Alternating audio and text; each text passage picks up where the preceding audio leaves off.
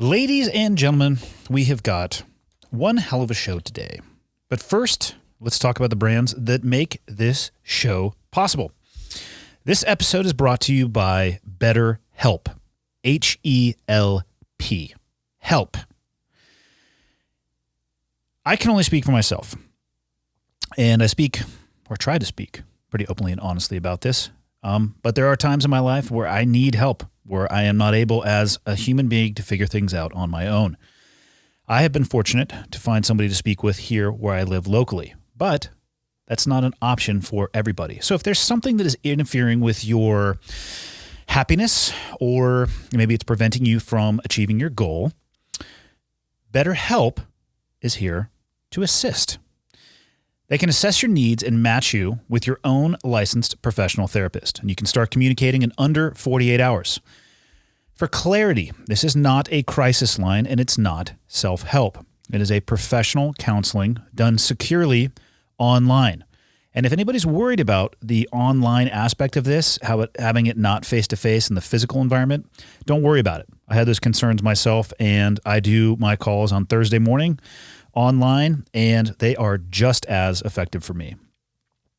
There is a broad range of expertise available, which may not be locally available in the area that you live. And this service is available for clients worldwide. You can log into your account at any time and send a message to your counselor, and you get a timely and thoughtful response. Plus, you can schedule weekly video or phone sessions so you don't ever have to go sit in an uncomfortable waiting room as you often did with traditional therapy. BetterHelp is committed to facilitating great therapeutic matches, so they make it easy and free to change counselors if you need to. And that's something that you should remember as well. The first person you talk to may not be the best fit. So if you have a bad experience, don't let that ruin your desire to move forward as a person. Find the person that links with you well, that syncs up with you well, and then continue on. BetterHelp is more affordable than traditional offline counseling, and financial aid is available. They want you to start living a happier life today. You can visit their website and you can read the testimonials for yourself. They're posted daily, and that is betterhelp.com/reviews. And if you're interested, go to BetterHelp, normal spelling of better, HELP.com/clearedhot. That is BetterHelp, and BetterHelp.com/clearedhot. And join the over 1 million people taking charge of their mental health. Special offer for the listeners. You're going to get 10% off your first month at betterhelp.com/clearedhot. This episode is also brought to you by DoorDash, which is an addition to my life that has actually been helping out quite a bit. I've been multitasking my ass off. And I don't know about your life, but maybe you have this never-ending pile of laundry, or a bombarded email inbox, or just a to-do list that never ends. One thing you can do is give yourself one less thing to worry about. And you can let DoorDash take care of your next meal. You might want Chinese or pizza or barbecue or fill in the blank. I don't know where you live and I don't know what you like. But if somebody's craving something, there's something for that person and just about everybody on DoorDash.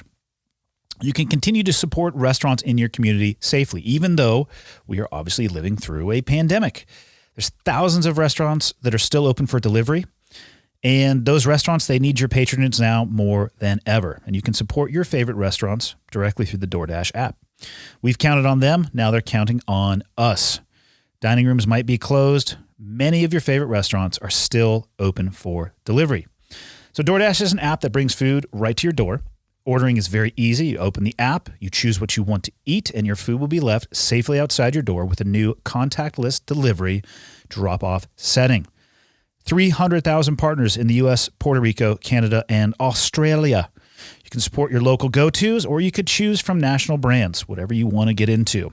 Right now, listeners to the podcast, you can get $5 off and a zero delivery fee on their first order of $15 or more when you download the DoorDash app and enter the code ClearedHot. The way I'm looking at this, it is all uppercase, all one word. That is $5 off and zero delivery fees on your first order of over $15 when you download the DoorDash app in the App Store and you enter in the code ClearedHot.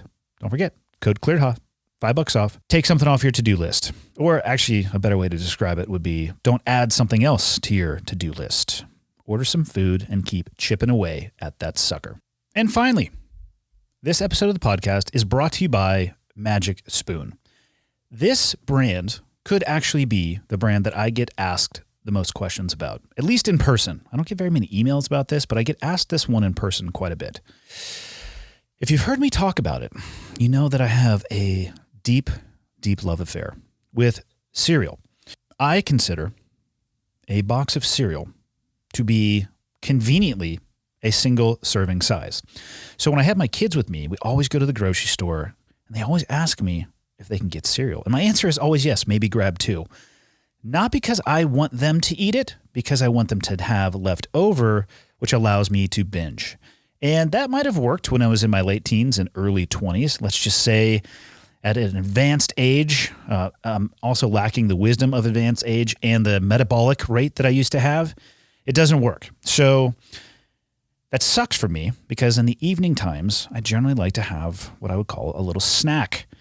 Magic Spoon for me has 100% filled that void. Imagine being able to eat cereal that instead of being packed with sugar, or the alternate to that would be no flavor, tastes like cardboard. Neither of those are great. For me, though, the Magic Spoon, imagine a cereal that actually has a good amount of protein, low net carbs, grain-free, gluten-free, and still tastes delicious and delightful. Anytime that I have a hankering for a sweet food, this is what I go to. Sometimes I fill up a coffee cup full of cereal, and if you haven't tried that, you should. It doesn't taste any different, but convenient travel size. Or I'll sit down at the end of the day and I will start crushing a bowl. And what it does for me, or what I have found for me, is it has really curbed my processed sugar intake, and it has helped. So the question that I always get asked about Magic Spoon, does it really taste good? Yes, it absolutely tastes delicious. And there's a variety of flavors that you can choose from. Fruity, cinnamon, blueberry, frosted, peanut butter, cocoa, or you can get a variety pack of 4 boxes and just go to town. So if you're looking for that solution to that late night snacking, or maybe you like breakfast in the morning, but you'd rather start off with less sugar, check out Magic Spoon. You won't regret it. magicspoon.com/cleared hot and use the code cleared hot. I'm telling you right now, it is delicious. It's kind of a game changer. magicspoon.com/cleared hot, promo code cleared hot. And that's it. Let's get into episode number 149 with 2 good friends of mine from my old job, from the SEAL community.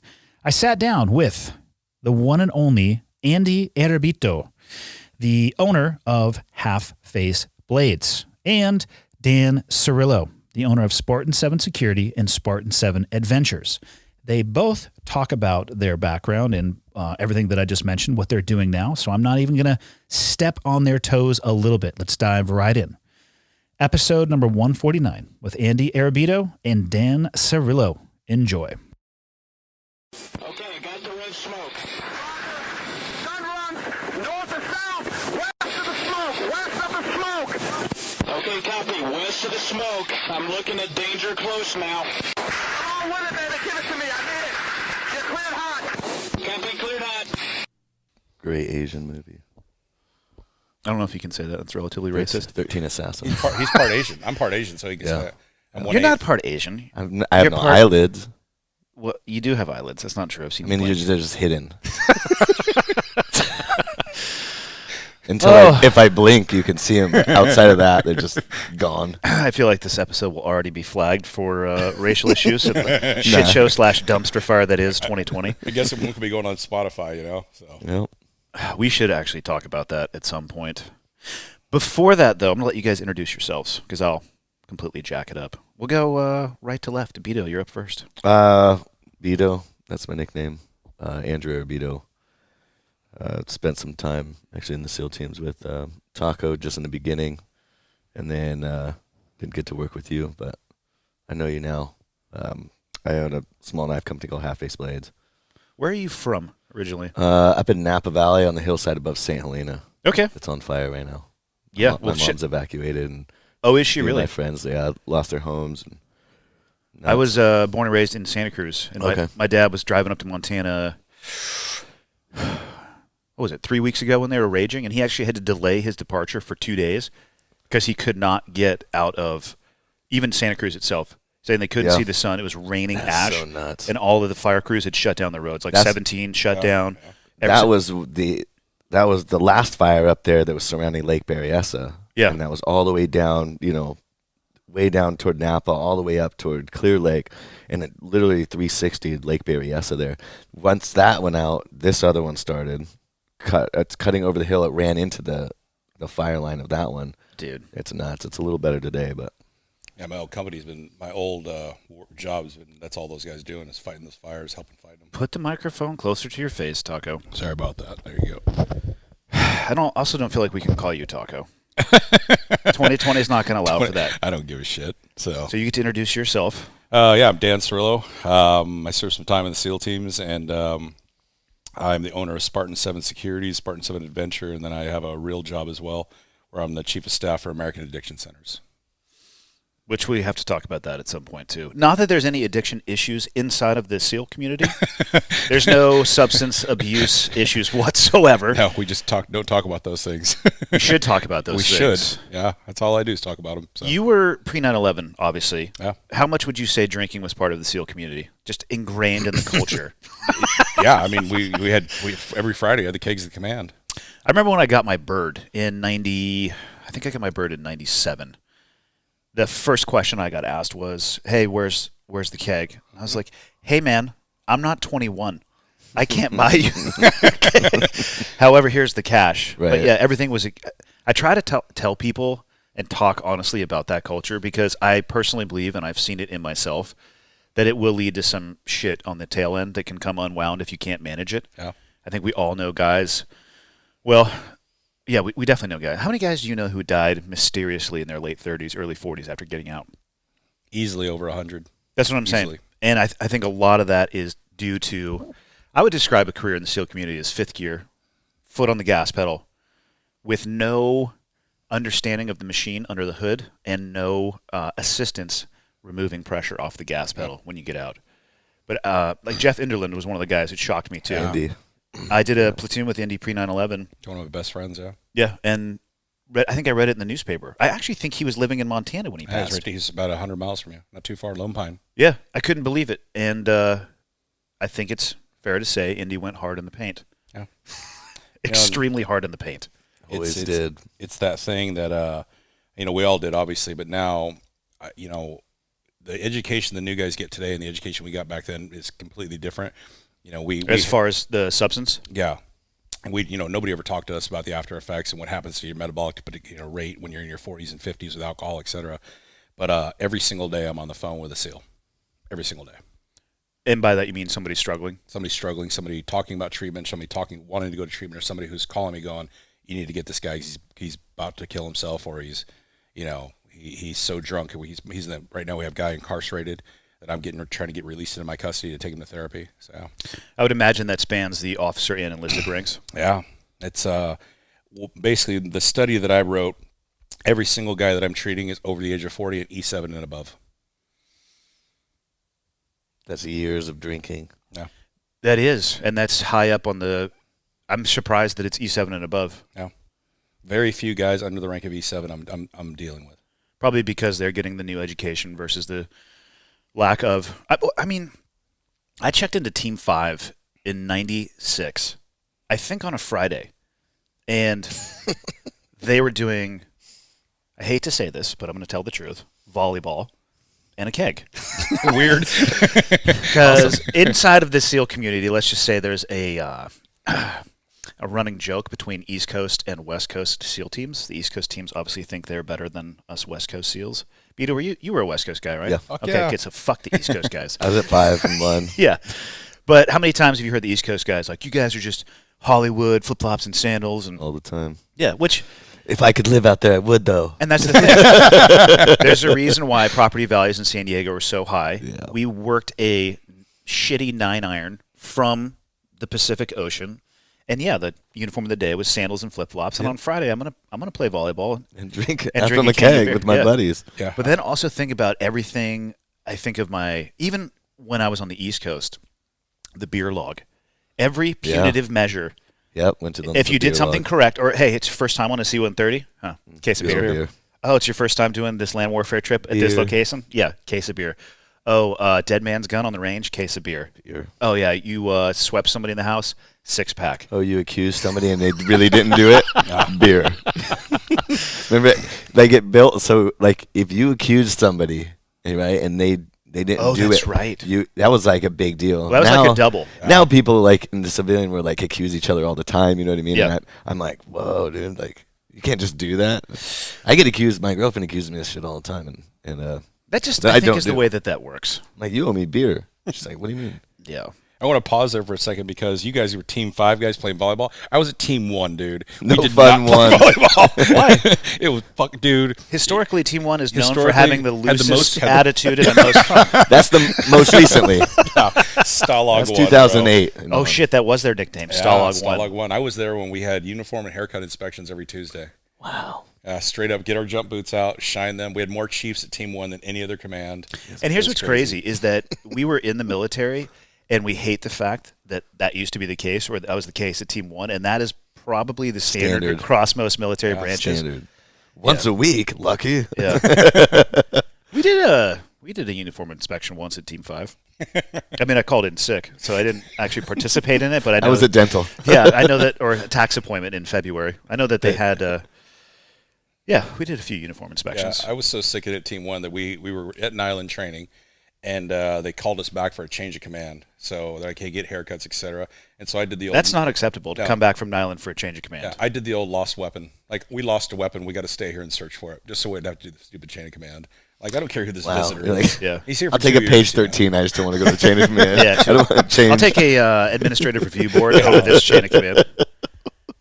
I think I wore, especially when I flipped over to being an officer, I think I wore the dress uniform one time, and it was at my commissioning, where Chris DeClerc like swore me in. He was my first platoon OIC. He's just like, What an awesome dude. he's awesome. Yeah. DQ. Yeah, he was the best. And then he was like he was a civilian over at Ops over at Group 1.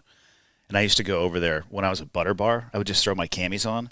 It was the best. I would have these chiefs be like, hey, sir, just sit here and listen. We'll you'll figure this out as you progress through your career. I'm just like, smile. oh, yeah, just tell me more. Tell me more. What does this mean? Oh, and then I would fuck them up later on if they saw me in my khakis. I'm like, yeah, that's right. Go fuck yourself. Yeah. That's a different story, though. What class were you? You were 194. Don't lie to me. You were in the double digits. I feel like it, Yeah. Yeah, 194. I'm lucky enough to be an original member, so that's my only claim to fame. There you go. And then I was 212. What were you, Beto? 246. Okay. Actually, we spanned it pretty good. Yeah, I think I put Beto through Hell Week. Did you? Yeah. So I don't remember. You probably were a little bit busy. you're a little I bit skipped it. the correspondence course. What drew you to the SEAL community? The movie, believe it or not. I was a shitty punk Do kid. you mean the documentary? No. The actual Navy Charlie SEAL. Sheen, Charlie the Sheen. documentary. The documentary. That's what I thought it was. I mean, I've only watched that movie a few thousand times on VHS. I was a That's why I punk, watched it. a punk kid trying to play college ball and not doing very well at the academic side of it. And my girlfriend took me to see the movie, and literally got in a fight. I saw the movie on a Friday, got in a massive fight on Saturday. Was in the recruiter on Monday, and started reading books. And I was like, "This is what I want to do." How old were you? 19. Okay, so early on as well. Yeah. How about you, Beto? What drew you in? I think I was probably in 6th or 7th grade. My mother's cousin had bought me a Navy SEAL workout book, that Mark D. Liesel. And then soon after I got the Stu Smith book, but this Mark D. Liesel book. And I kind of had gone through it and it looked fun climbing ropes and looked into Navy SEALs and then looked into other special forces and decided, well, since they're on coasts and I don't have to be stuck in somewhere like Fort Benning, That was, I kind of had the idea to do that for a long time. That was still pre 9/11, right? Yeah. Okay. Because I went back as an instructor in 2008. I think it was class 2, high 260s, something like that. They were definitely post 9/11. I tell you what, that was watching those kids volunteer for a post 9/11 world where they knew that they were Well, they probably didn't know exactly what they were getting into, especially since it was kinetically probably coming over the top of the bell curve and slowing down. But I remember, yeah, I watched that movie with Charlie Sheen. So good. It is good. And I made it in for the handlebar mustache and NP5 era. Just the very Great. dude, just the Just tail Magnum end. PI. My first platoon, we were in Nomex green flight suits with I think the web gear I was wearing served in the Civil War. Yes. It was it was just dog shit. And I remember just jamming MP5 mags. And for people listening, it's a pistol round. It's 9mm. But just jamming multiple MP5 mags and running around a kill house in green flight suits, MP5s, thinking I was living my best life. Mm-hmm. It was You were. dude, it was so With the odd. black body armor that you couldn't put Yes. any pouches on whatsoever. Oh, it was terrible. And I Didn't had have the stuff green all maritime over my legs. legs. Like I had leg straps, the classic pistol holster on the side. When you start to run, it would either end up in the front of you or hit you directly in the dick. Yeah. Yeah. And then just swing back and forth. Oh, it was awesome.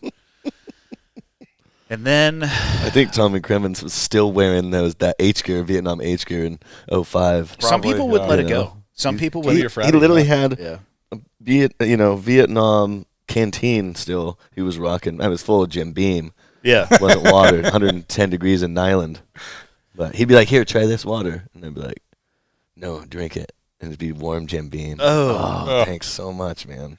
that almost triggers a gag reflex. It does. Warm Jim Beam. What do you guys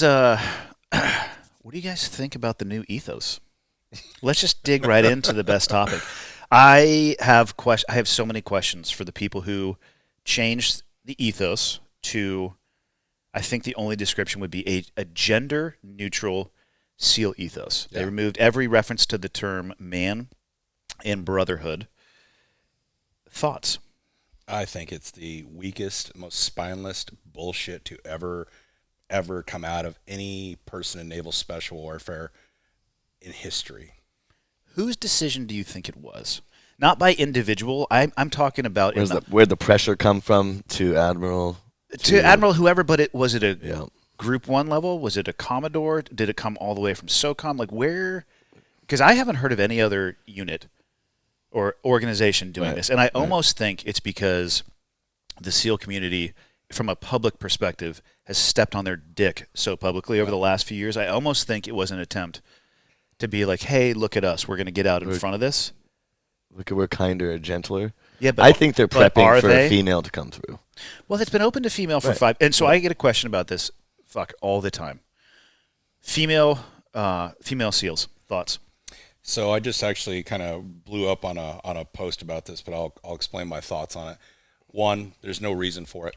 And since you and I come from the CrossFit world and I come from the SEAL Fit world where we've trained. I do Kristen not come Clever- from the CrossFit world. I'm going to go ahead. Sorry. I'm going to go ahead and clarify that statement. I worked for CrossFit. Yeah. You can go fuck yourself. So He comes from the team guy world.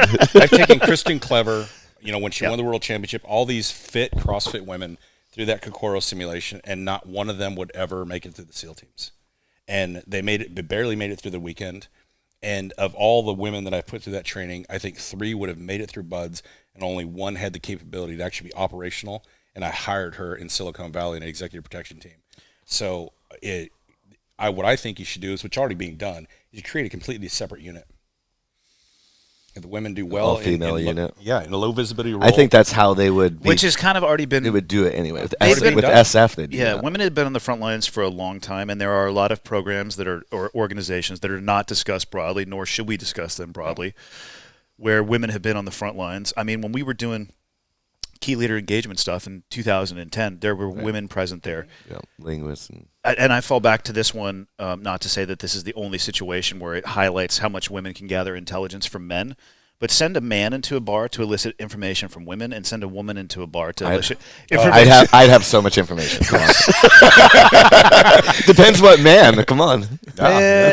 From a, let's just say it, I agree with you. a baseline level. And there are some things that Afghanistan is a perfect example. You cannot go and engage with the women or talk with the women, and that role has. My grandmother was a nurse she was in the Army before she got removed from the Army from post-traumatic stress, because she was caring for soldiers who were coming off the front line in World War II.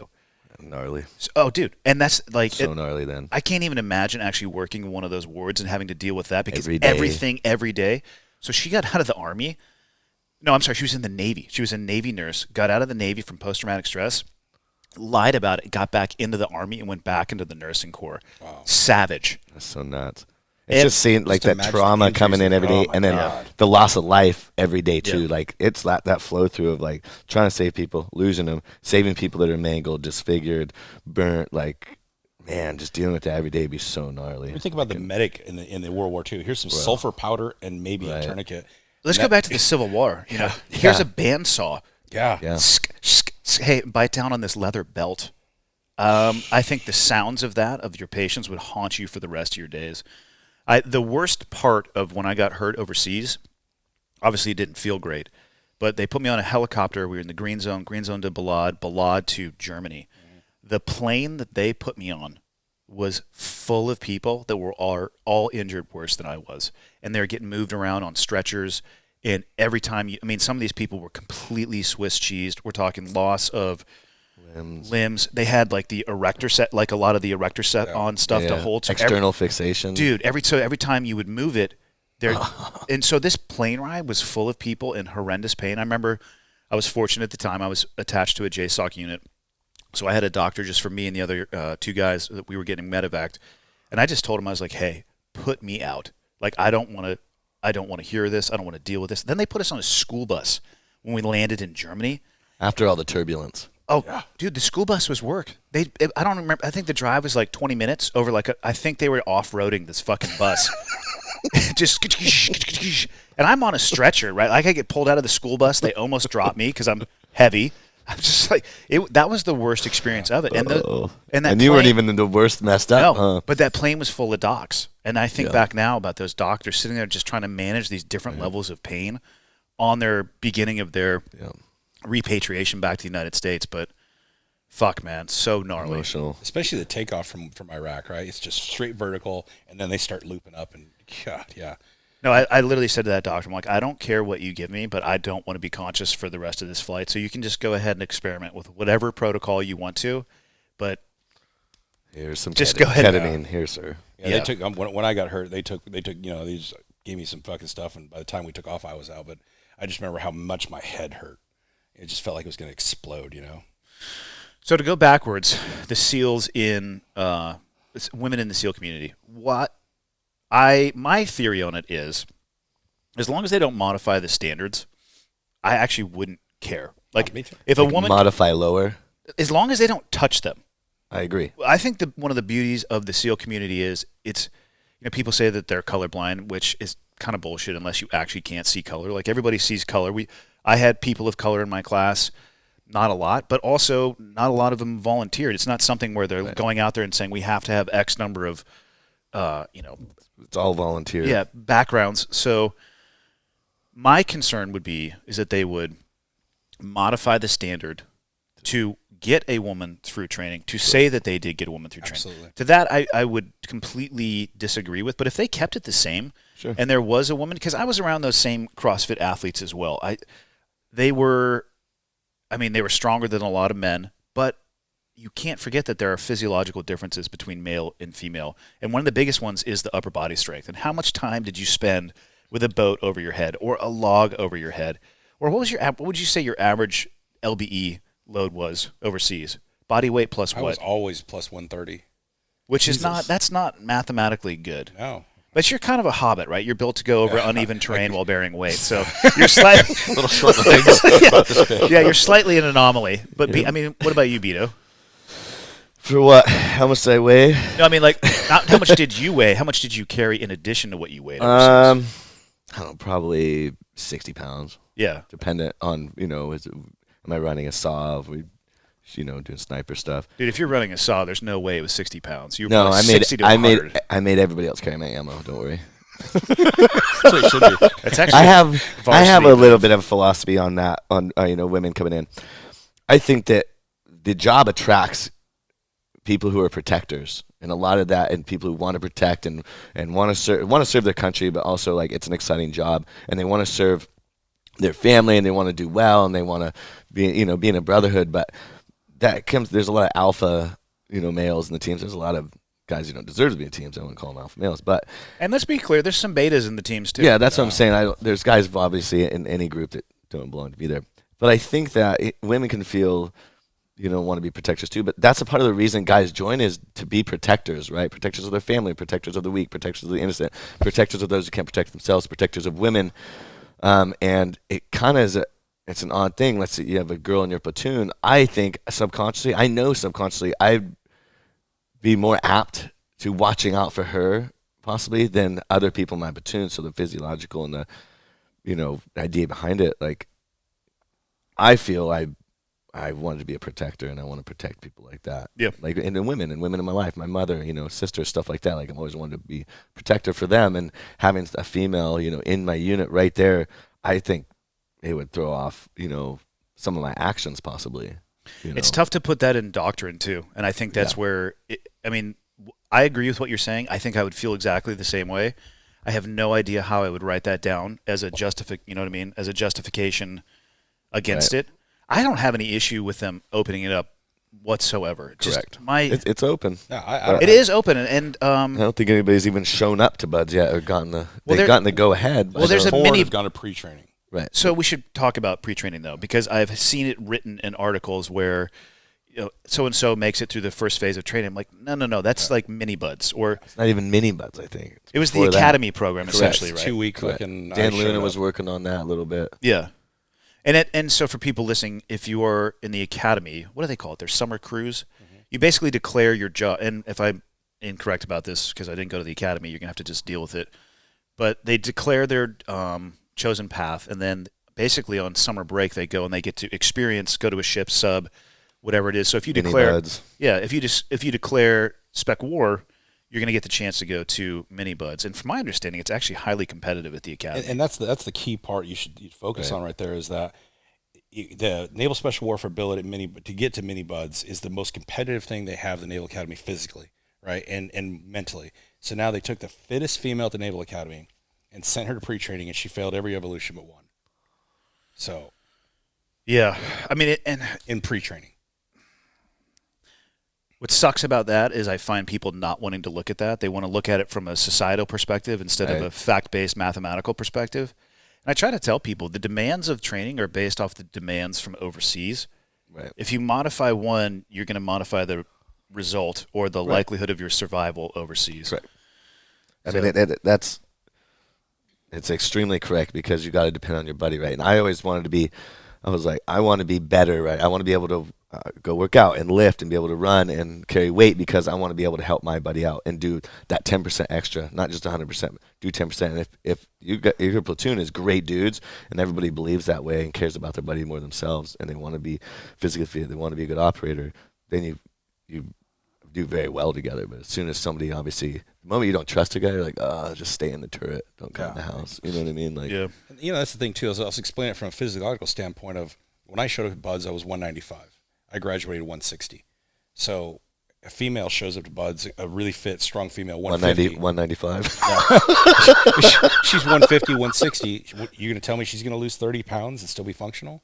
I mean, look at Nick pounds. Norris. He weighs 96 pounds. And he's very functional. He's extremely functional. He has like 50 pull-ups. 4'1". Well, you could too if you weighed 4 ounces. That fucker's got hollow bones. Tico. You remember Tico? Yes. Jeez. Or Bridges. Yeah. Also strong. Yeah, he's strong as a son of a bitch. But again, he's got a mechanical advantage because he's only 2 feet off the ground. The guy can get underneath anything. Basically back squat a vehicle because he can stand upright underneath the wheel well. But that's just my thoughts on it. The women that you put through the SEAL Fit, you said 3 you think could have made it through? Yeah. 3 could have made it through Buds. From a physiological perspective, you think they were strong? Hard, yeah. They were hard. One of them, and what's funny is one of the hardest ones was like a 46-year-old female. And, way too old to go to Buds, but she was one of the hardest women I've ever met. And I was so, impressed with her. Like, holy crap, you're fit, you're strong, and she had a smile. That's the big thing that people kind of forget. Miserable. She was smiling during misery, and I'm like, you could make it. Yeah, I think people ask me all the time, could I make it through Buds? And the only honest answer is I have absolutely no idea. And they ask me to describe Buds, and I describe it like sandpaper. So I bet you all of the women who were there going through SEAL, they could make it through a day. I think most people could make it through a day. Like you could muster that, but that's And tell them it goes on forever, and but then see how they that's feel. the thing. That's the sandpaper analogy. So you use sandpaper for your damn knives. What is what's like a rough one? Like a 20 grit? I mean, that's extremely 60 grit's rough. So let's call it You know what 20 I mean? then, because buds is a little bit rough. And you have to take it across your knuckles just once. People be like, okay. Like now for How harder. 179 more days though, you're gonna do this. And at day 2, people are like, ooh, I'm still a little bit chafed here. Day 50, when you have pus pouring out of your knuckles and I hand you the sandpaper, that's buds. Yeah. It's not the day. It's 179 days of the grit going across your knuckles. And it has more to do, I think, between your ears than the physiology, muscle Mentality of like, misery loves company. I remember laying there and just being so miserable and so beat. And I look over and my buddy Jeff is there, you know what I mean? And I'm like, and we just start laughing. You know what I mean? And you're like there's nothing more these instructors could do, man. I'm not obviously. Quitting's not even entering my mind, but like I can't move any faster. You know what I mean? You're toast. regardless of how much you yell and at me. it's funny. And then let's add the hidden aspect. Your first platoon. Not that one. Okay. No, we'll get to that. I'm Yeah. talking about in buds, the motivation that makes it even more awesome. And that's When you hear the bell ring? Yes. When It's the somebody greatest gets thing in up the world. and goes, fuck this. I And you was- just sit there So and you're like, good. you consume just a little bit of their soul. Highlander. I call it Highlander status, You go take your enemy's head off and you're like, whoa, just gaining that strength. Every time you hear like ding, ding, ding, you're like this, your buddy, look at your buddy and like, whoa, we're gaining their strength, man. I would just, that's the part that fired me up because I'm like, dude, the chow line just got shorter. Well, yes, it did indeed. But so did one person in my boat crew. This is going to suck. Well, I was a short guy, so it was a lot of us. Just you. Smurfs. I mean, think about that in Hell Week, though. When I went through it, especially when you went through, there was not a lot of knowledge. Like, you could probably hop on the internet, Beto, and research buds. I had Men with Green Faces and the documentary known as Navy SEALs. The silent option.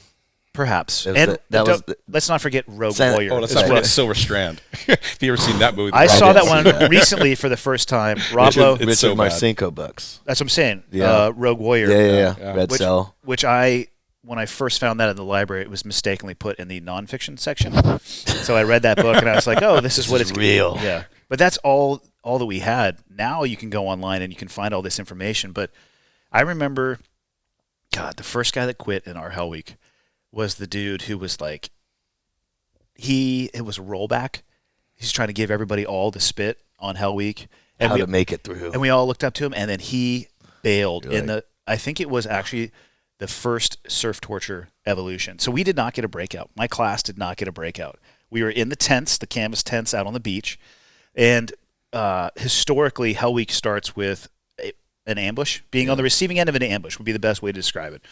Blanks back in our day was like an M60, just gut, that awesome sound of a 60 cycling.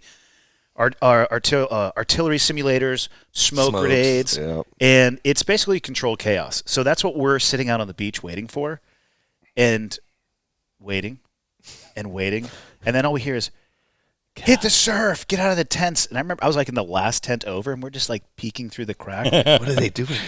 And so like 2 tents cleared out, and we're all sitting there like, should we go? We're like, no. Let's let them come get us. They won't notice. They won't notice the So last of course, tent. immediately we're out in their water with them. But that was the start of our help. It actually fucked us up a little bit because we were waiting for the Big Bang. and of course they framed it as, well, your class is so shitty and we hate you don't so much. deserve it. You don't deserve it. And Somebody probably didn't put in for the ammo, like exactly. the They blanks or forgot to put in something, the you know? blank, so they're like, yeah. It's But your fault. But that dude, he bailed early, and it actually triggered an onslaught of people running towards the bell to the point where I think it freaked the instructors out a little bit because he They was like, should do that with a guy who already quit. oh, You know what I mean? Reinsert a guy Manchurian to candidate. do that, right? Because it's like the guy spits the knowledge, like this is how to make it, and you really expect that guy to crush it. To crush it. Hey guys, and then I've he been here quits, before. You get to break those other people. Now it's different in buds, right? Buds student, there's like a book or something. It's like how to break How to buds Break or something, Buds, and it's like There is? yeah, Yeah, dude. Somebody wrote a book like How to Break Buds, and it's I haven't seen the book, I haven't read it, but it talks about how buds changed also, where everything is timed, right? So even on the instructors have to put in paperwork in to beat the students longer on a Friday. There's a huge problem with that. We don't beat the students, Beto. As an you know instructor, what I mean? We like remediate them. Remediation. You can't use words like that. Yeah. Okay. Surf condition them. We don't surf. But you can't break someone's. Really the best thing is to break someone down to the point where they're like, dude, I'm just not going to quit. I don't care how long this lasts, right? Then you can rebuild.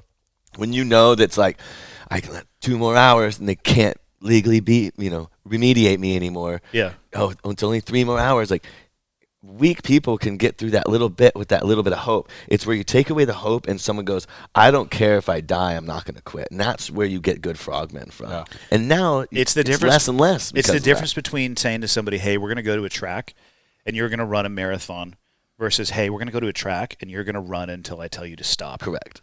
And what if it's only half a marathon and they say stop? Or what if it's only like 10 laps? Right. But it's the mental game that gets – I did not know that somebody had written that book. Yeah. Bro, and there's time now. There's so much literature out there. Students know, like, how long they can be remediated. And then if they're really bad in a class, like, how much longer, can they have to put paperwork in to keep the students longer on a Friday evening to remediate them. You know what I mean?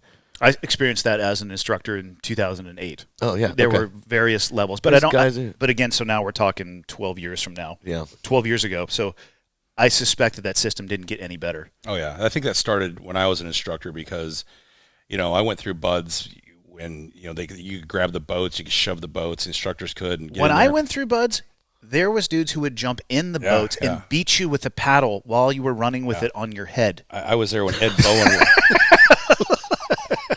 That's great. Yeah, I was there when Ed Bowen was the CO, and it was like, how soft can we make this training? Because the guy would hide at 4 a.m. and peek around corners to see if we were breaking rules and whatever. It was just such a gimmick. And we actually, those guys that showed up to Team 7, we called them Bowen SEALs. We shit canned so many of them. They were just so soft, Do you think it's a threat to the community, the changes that they're making? Yeah. Yeah. I would have to agree with you. Leadership dependent too, right? Even those changes are bad, but then you have somebody come in that runs a command and they're not as hard on the students, and you have a guy come from another command where did a bunch of good work and they're like, hey, I crushed the students.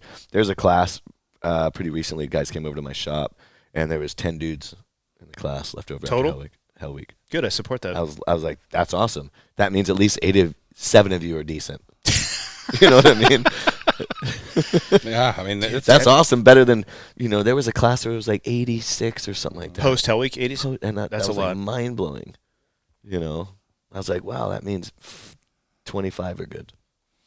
That's the thing. Yeah, it's the guys don't realize like my best speech I ever got when I got to the team was Master Chief Fernandez like, hey dude, because I was obviously I'm cocky and egotistical and whatnot, arrogant. He's like, hey dude, just look around. Everybody here's a SEAL. Go clean the shitters. Yeah. And then I always tell the guys that I train, so I have that pre-training program, like, dude, BUDS is easy. Your platoon life, oh my God. Did they tell you guys in BUDS, hey, you'll be more tired in the teams, more cold in the teams, more wet in the teams, more hungry? I found that all to be true. At least you need to be in the teams. You know what I mean? I went in thinking I'd be like the weakest link, right? Which was such a good. I didn't know then. I think that's a good mentality to have now. Like, I'm going to be the weakest link. I agree with you. I'm going to have to prove it, all this stuff. You know what I mean? And then I did well. But getting in the platoon was, I hopped in with Kevin Kent was my LPO and Tom Cremens. And that might be rough. Kate, first that go. sucked. Treskin. You got hazed a lot. Oh, buddy. Yeah. Oh, speaking of hazing, do you think that stuff's still allowed? They don't even allow it at all. That's not acceptable. No. Bro, there was a kid he's out now and he wrote a book, does public speaking, gets paid to public speak, and he was pushed out of teams. And whenever they did any remediation in his platoon, he wrote it all down and gave it to his mom. She gave it to a congressman, and the platoon got just all in trouble. Every time, anytime they'd even drink a beer in the platoon space, he would write it down and just got all these people in trouble. And now he talks about his time in the teams and his leadership in the teams. He gets paid. And here's the thing about hazing. There's a way that you can do it that has a positive benefit to both the individual and the team, and then there's a way it can be taken too far. Like if there's malicious intent, I'm okay with that not being a part of the community. But I remember in my first platoon as new guys, if there was an evolution going on that it involved hazing. I was trying to think about remediation. That's not the right place for it. It wasn't remediation, and you weren't involved in that. You're like, oh fuck, the guys don't like me. Yeah. It was if they didn't mess with you, It was like that initiation. When I got my trident, it got smashed into my chest by Yeah. every single person in the guy's platoon. command. At least once. Well, that And- was the command. Yeah, and what that means for people listening, so the trident is the SEAL logo. On the back of it, the metal one that they give you. What do you think? Quarter inch? Yeah. Quarter-inch pins, 3 of them, and each person would come up, take it out of the skin in your chest, move it over a little bit, place it there, and hammer it home with a punch. And it was one of the best days of my life. And I'm not recommending anybody else do that, but it meant something to me. It was incredibly, it was They're incredibly illegal now. Well, and then we went and did a grinder PT and had a keg of beer. But I worry about removing that stuff. I think you can modify or round the edges on it a little bit, but totally removing that stuff, I think, is a detriment to the community. You know, when I showed up to the team, I literally was under this illusion that I would show up there and all these dudes would be waiting to hug me and be like, "Welcome to the team." Fuck, did you get that idea? Dude, because I'm like, oh, all the instructors are lying. You know, they're lying, but the team can't be this bad. And so You never had the Team 5 guys throwing water balloons at you? yeah, as you but ran Launching the- them? you know, like, oh, Bro, some So- of that shit was nuts. I remember when Master Chief Fernandez like, go clean the shitter, and then Yeah. I remember my first run. Me and Steve Persia, still one of my best friends, were running, and we were fast dudes. And this guy Leif Cairns like goes blowing by us the last mile, and he's sitting there waiting at the quarterdeck for us, and we come jogging up, and he finished first. We finished like second and third, and that dude was just like, "You fucking motherfucking blah blah blah pieces of shit," and I'm like, "Who the fuck is this dude?" And I'm kind of like, I kind of just walk away, and I go to my platoon chief George Young. I'm like, "Who is that dude?" He goes, "That's a SEAL LPO." I was like, "Oh, Yeah, roger that. Roger that." But that was the way my whole first platoon was. I had Jocko, I had Good.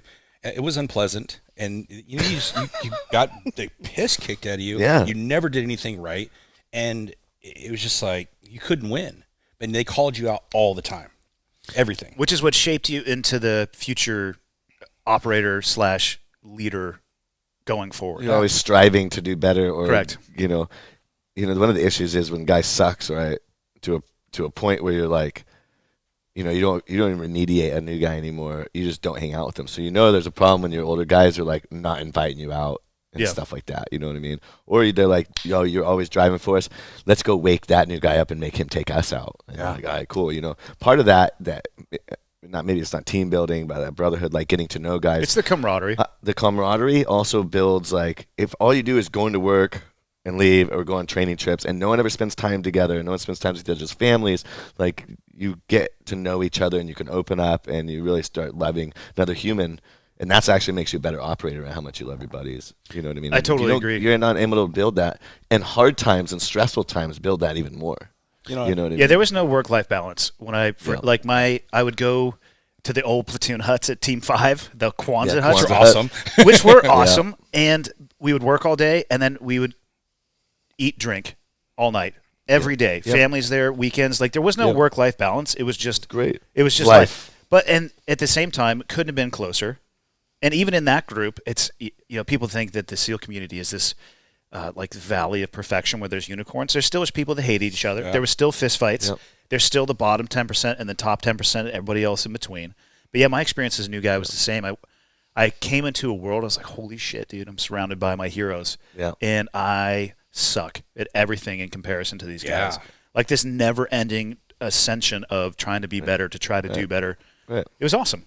It's funny is 100%. when I got into a leadership position, and I had a couple guys that was like, "Hey, I'm going to give you the option," because hazing was kind of coming out then, and we were a wartime unit, right? We knew we were going to Iraq.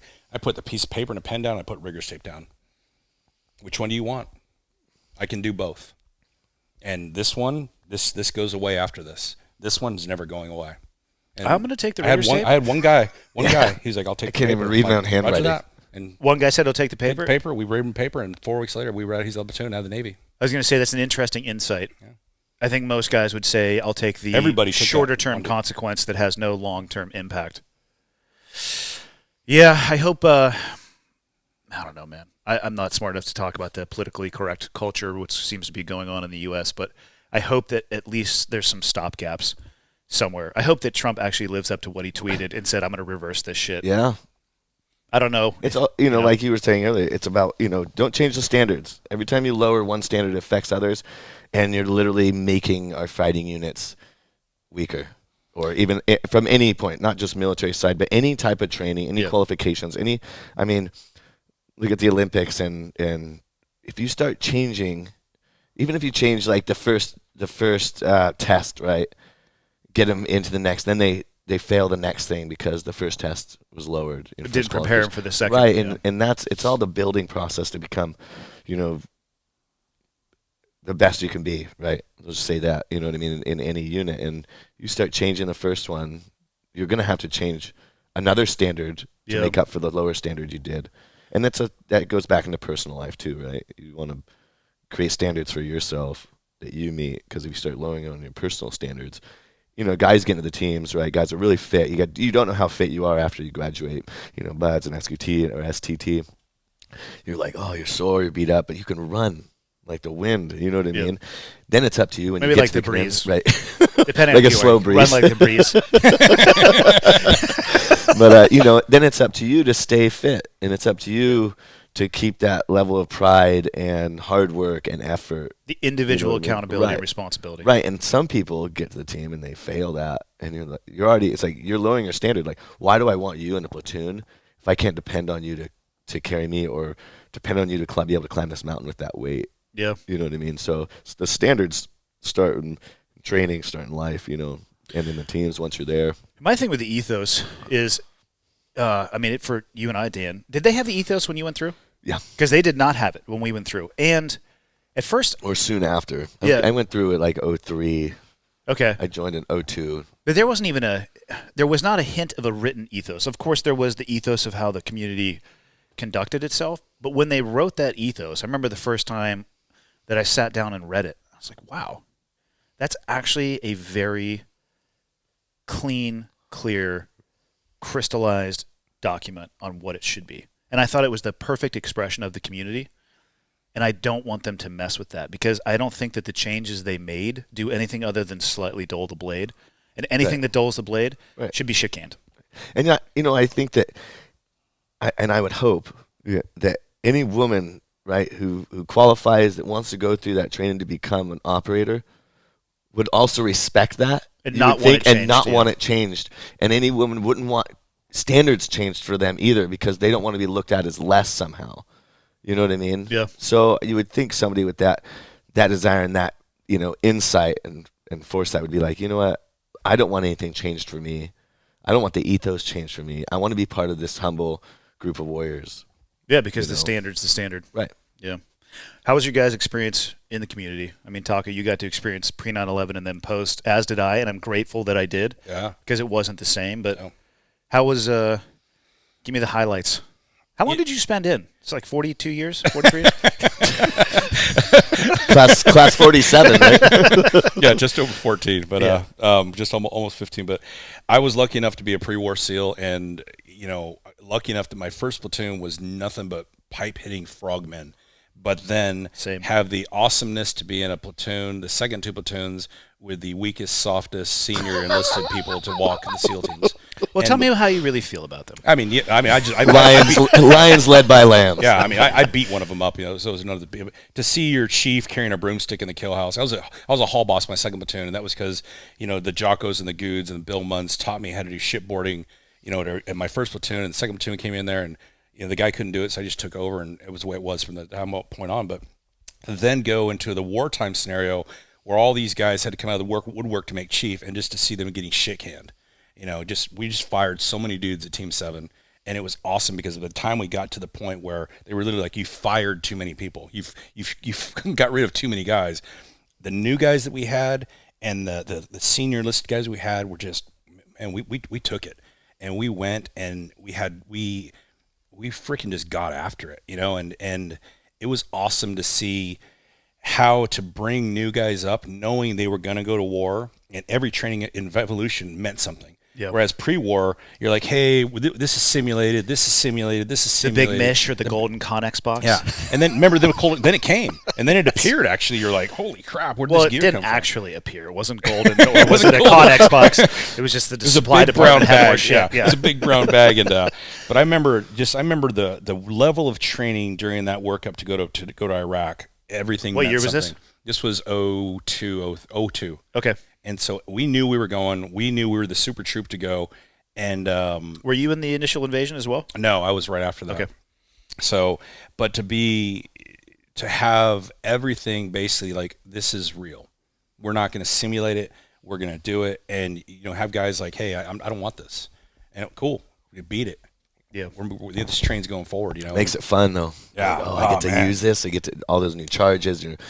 You're like, it's important now. I need to learn this. Yeah. I get to go smoke some bad people. And then the funny part is when we showed up to Iraq, you got there and Team 5 was there, and they were like, all that crap you learned, get rid of it. Here's what to do. Like, oh, they're like, you're going to be freaking doing nothing but DAs every night. Here's cut your charges in half. Yeah. Because there's windows in every door, and then it changed again, and then it was just like how fast, and then how to go freaking dynamic, and from dynamic to freaking combat clearance, and in an instant. It was cool, man. It was cool. You could run thin-skinned vehicles in the beginning until we were feet out. We were feet out in the beginning. Remember standing on going up set point. You're standing on the running boards. Yeah. My first deployment to Afghanistan, we were cruising around in thin-skinned Toyota Hilux. Before IEDs. And, back in... And before martyrdom and before them blowing themselves up too. Because by 2010, I was in a side-by-side wanting nothing to do with any road.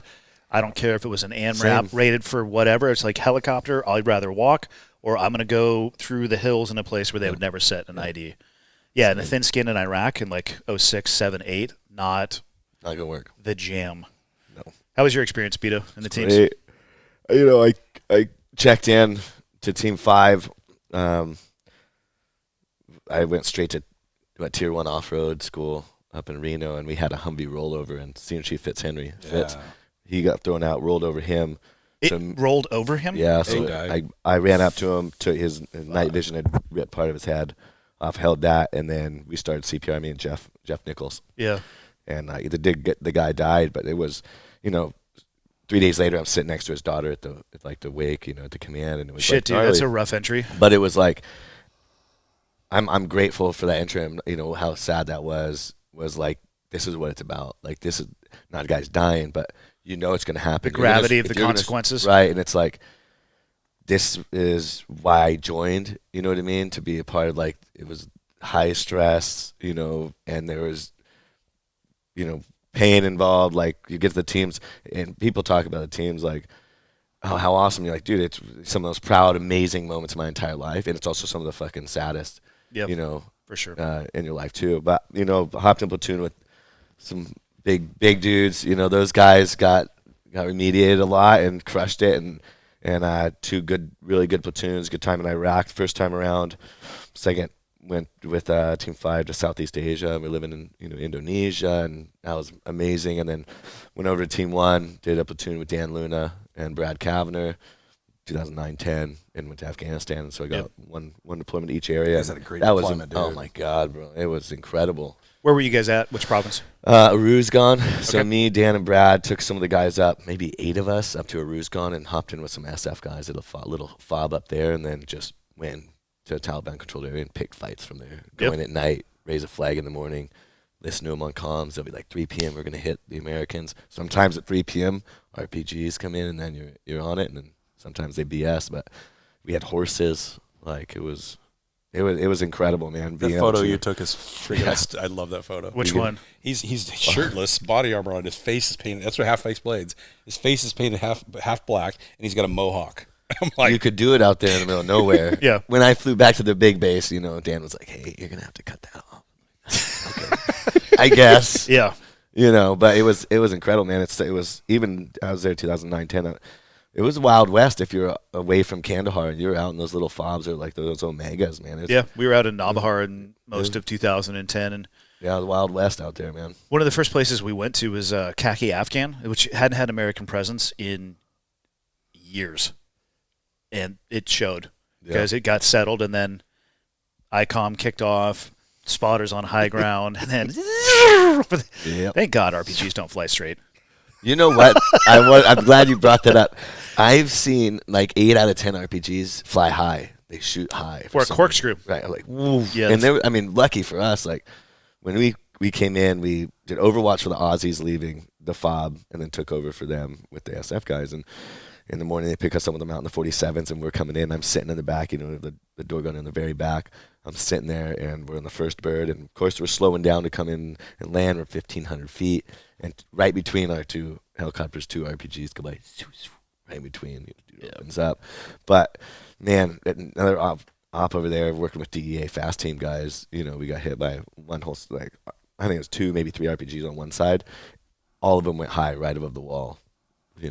I've just seen so many miss, which is great. And then it only takes one though. Yeah, that's the issue. And then it's a whole bird.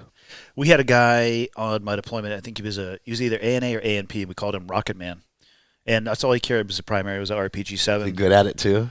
Well, I watched him basically try to clear a room with it, and I was just like, holy. We were in a bazaar, and he's just like holding fucking finger on the trigger, like right at the doorway, and I'm just. It's too close to arm. You'll be okay. But the back blast, as we know, can be a party. So I was just fucking backing away. And he actually fired it one time. We were in a contact, and I was on a roof. And at first, I couldn't figure out. Rocket Man. Oh, dude, he sent that shit behind. But he was behind me. He just basically shot it right over our head, and I was just like, "Hey, man. Motherfucker!" Rocket Man, we're here. Good old Rocket. The videos are best. I really enjoy getting online and watching videos of our enemies. Yeah. Trying to fight. I have an Instagram page dedicated to to this. Yes, yeah. The tactical assholes. The guys that not clearing their back blast is one of the best ones. And the guy's walking back their RPG, and guy just gets smacked against the ground. And then the guy always turns around like, oh, what happened to him? Yeah. What's wrong? Get up. That video, I think you were on that mission too when the building collapsed on Robbie. No, I wasn't on that. He's running across the top. His soul. Yeah, he was running across the top, and the guy in the building, his gold team. Oh yeah, clacked it shot off. the fucking RPG. That was after my time. Building collapsed, and Robbie fell into the building. And it's game time if you fall into a building in Moosh. It is dust everywhere. Fuck. Man, yes. Yeah, it was good. Good deployment. It was wild, man. Then second half, we linked up with our squad 1 and went out to out east somewhere. I can't remember the. There's many provinces. Yeah. Why'd you decide to get out, Taco? I was the first Eddie Gallagher. I got charged with murder. I went after a guy named Manad al-Jamadi. He had blown up the Red Cross in Baghdad. He and I got into it during the raid, and pretty big fight in the kitchen, and I fucking let him have it. Turned him over to the agency, and he died during interrogation. And about 6 months later, they came back and they said, "We're charging you a murder." And so I got cleared 3 different times. Being told you didn't do anything wrong, we know exactly what happened, boom, boom, boom. And on the 4th time, I went through an entire investigating officer board, got cleared on Thursday, got the report saying all charges are dropped. We find credible evidence to go forward with using harsh verbal language and posting an unauthorized photo. And on Monday morning, I read the San Diego Tribune, and it said Admiral McGuire agrees that all charges should be dropped, but he's decided to court-martial ABH1 anyway. And so I went through the entire court-martial proceeding, literally standing outside the door of the court-martial, and the entire time they just wanted me to rat on everybody. And literally, as I'm getting ready to go in the court-martial, like, just come in here, we'll give you immunity if you just testify against Lieutenant Ledford. I'm like, he didn't do anything. Yeah, I like that. He didn't do anything. And so they gave me immunity. I went through the thing, went to Commodore's Mass, got in, when you're in captain's Commodore's Mass, basically you get all the charges again. You get to fight them on your own, and so no lawyer, just you and the Commodore, which is what I said. I'm like, is it just you and the Commodore? It's me, the Commodore, Ron Culpepper, and the MAA. So there are a few other people involved. Yeah. But... Oh, and then the Force Master Chief. I won't name his name because I still want to crush his skull with a brick. Tell me how you really feel. Yeah, Stop holding back, yeah, Taco. That dude, man. So I go through the whole thing, and all the charges. The Commodore dismisses everything. I plead guilty to posing an unauthorized photo because it was my camera. Even though it was a PID photo, since it wasn't. There was a few photos that got out. It was a few photos, right? A few other guys got hammered, but you got it the worst. I got it the worst. And then using harsh verbal language in enemy detainee of war ×2 because I called him a fucking piece of shit, right? What year was this? That was 05. That's crazy. That's wild. That was 05. Then they're like, oh, you can't use bags, all this. So this is okay. This is why I'm not familiar with this because I was on the East Coast, task saturated. This was 05, and then basically I started having. I was literally, my bags are on the pallet to go to Ramadi, and I started having these really weird feelings, and everything that could go wrong started happening to go wrong. So I was on an extension, and I just wanted to extend 8 more days to go over and get the tax-free bonus, right? Because I'd spent so much money on my own attorney, and they were like, "Oh, you have to re-enlist today." And And I was like, I'm not doing that. So I go to the CO. He's like, well, operational hold you. Oh, we're not going to do that. Can't hold you. I went to the Commodore. He's like, well, operational hold you. We'll just get you on a flight tomorrow. The flight got canceled. And so I went home to my wife and like all this time, she's like, if you re-enlist, I'm divorcing you. And I'm like, what do you mean? She's like, they just completely and utterly bent you over the table and gave it to you. And you want to give them more years. And so I was kind of like, okay, basically divorce me at that point. And what's funny is that night I went to go have drinks with my buddy Danny. He's my neighbor. He's like, you have your one neighbor. And I just said, hey man, I got a question for you. Like, I've been having these weird feelings. He's like, I wanted to talk to you about that. I'm like, what do you mean? He's like, you're going to die. And I was like, it just kind of hit me home. And I went to work to go again, like try to get this extension. And again, they're like, you have to re-enlist today. And so I literally was like, I'm not doing that. I'm not re-enlisting. And so I went home. And what's funny is Troy Deal replaced me. And Troy got hit so bad so many times, guys wouldn't ride in the vehicle with him. And Troy's 6'3", I'm 5'7". Troy took a round right in the chest plate. Troy got IED'd like 8 times. It was crazy. And I basically got out and then went into work for another company and went back overseas doing the same exact job I was doing. Contracting, yeah. So it worked out for the best, but I was basically pissed off at the world when I got out. Did they end up court-martialing you? No. Okay. So you got a honorable discharge then? Honorable discharge, okay. Yeah. Honorable discharge. They took my rank away, then they gave it back. Basically, hey, we're taking your rank away, and then like 3 weeks later calling back, hey, we're suspending your bust, tear the paper up, you're a good frogman, keep doing what you're doing type thing. But yeah, man, I got out. My speech, I never even showed up to it. I'm like, take your fucking plaque and throw it in the garbage, So. Fuck, man. I was a little angry. I'm better now. I mean, now it's just like, hey, it's the best thing that ever happened. Besides the brick. Besides the brick. It's just one dude. Funny, I carry a brick with me. Yeah. There's 3 guys back in the case. teams that, I don't drink anymore. I don't do those things, but if I see them, they're going to get hit. Just because I feel like hitting them, So, but I don't know if you can say that in sober 2020, but sober punching. So it'd be sober punch. Remediation, buddy. But I look back on it now. them. It was getting out was the best thing I did because I love that when I got out of the teams, I got out having done everything I would ever do, and being with the most awesome dudes, and I was able to look at the guys in that platoon when I left and told every one of them, if you don't want this to happen to you, go to Dam Neck. Go to Dam Neck because all the good chiefs are at Dam Neck. And they all went, and unfortunately, some of them died in the helicopter. Yeah, extortion. But they were good kids, and I got to be the guy who kicked doors with them, and and have them have my back. And we did so many missions in Mosul. I mean, we did frogman work, like 4 and 8 missions a night, and it was awesome. Yep. So, how about you, Bito? Why did you decide to get up? Let's see. My last platoon at Team 5, then went over to Trade at. Ran the maritime over there. I think you came through when you were getting out. Yep. I saw you over there. That's when Jimmy was over there and stuff. Ran the oil platform takeover stuff. Ended up breaking all my fingers in early 2012. And I was going to go back and do an LPO slot, and it was real op tempo was down kind of then. And decreasing. ISIS hadn't kicked off yet, you know Yep. what I mean? And I was like, that was probably March 2012, I got broke all my fingers, just messed them up. So like having a couple surgeries, and really, the command I was at, like Jimmy was like, oh, just make your own schedule, you know what I mean, until you tell me you're good to go. And my EOS was end of November, December that year, and I was just at that point, they're like, you get out, you get 100% disability, we'll give you a medical retirement. So they kind of screw you on that. They're like, oh, just put in the paperwork after you get out to go to the medical board. No. Right? And what's nuts is... Put the paperwork in before you get out. They give me like 35, 40% for sleep apnea, but my worst physical injury with all my fingers being broken and stuff, 10%. Because if they give you 30% or greater, they have to put you in a medical ward. Really? So, yeah. Yeah, I went through the med board process when I got medically retired, too. Yeah. While I was still in. That's the varsity move. Right. And then they come back with your rating and they say, you have 90 days, to which I went into Joe Burns and I said, Joe, see you later. See you, buddy. And he's just like, awesome, golfing Tuesday? Let's do it. Let's go. Joe's awesome. Yeah, so, I got out, and I don't know, I got buddies asked, like, yeah, you stayed in, had ISIS? Probably had, ISIS kicked off, and it was going hard overseas. It was going hard for some people. I think a lot of people don't understand that just because you're a SEAL, A, doesn't mean you're going to get Right. deployed to the right war zone, and B, even if you are, it doesn't guarantee you're going to get to do a goddamn thing. Right. I mean, even in a smaller level, you hit a compound with 4 bad dudes, but there's 35 of you.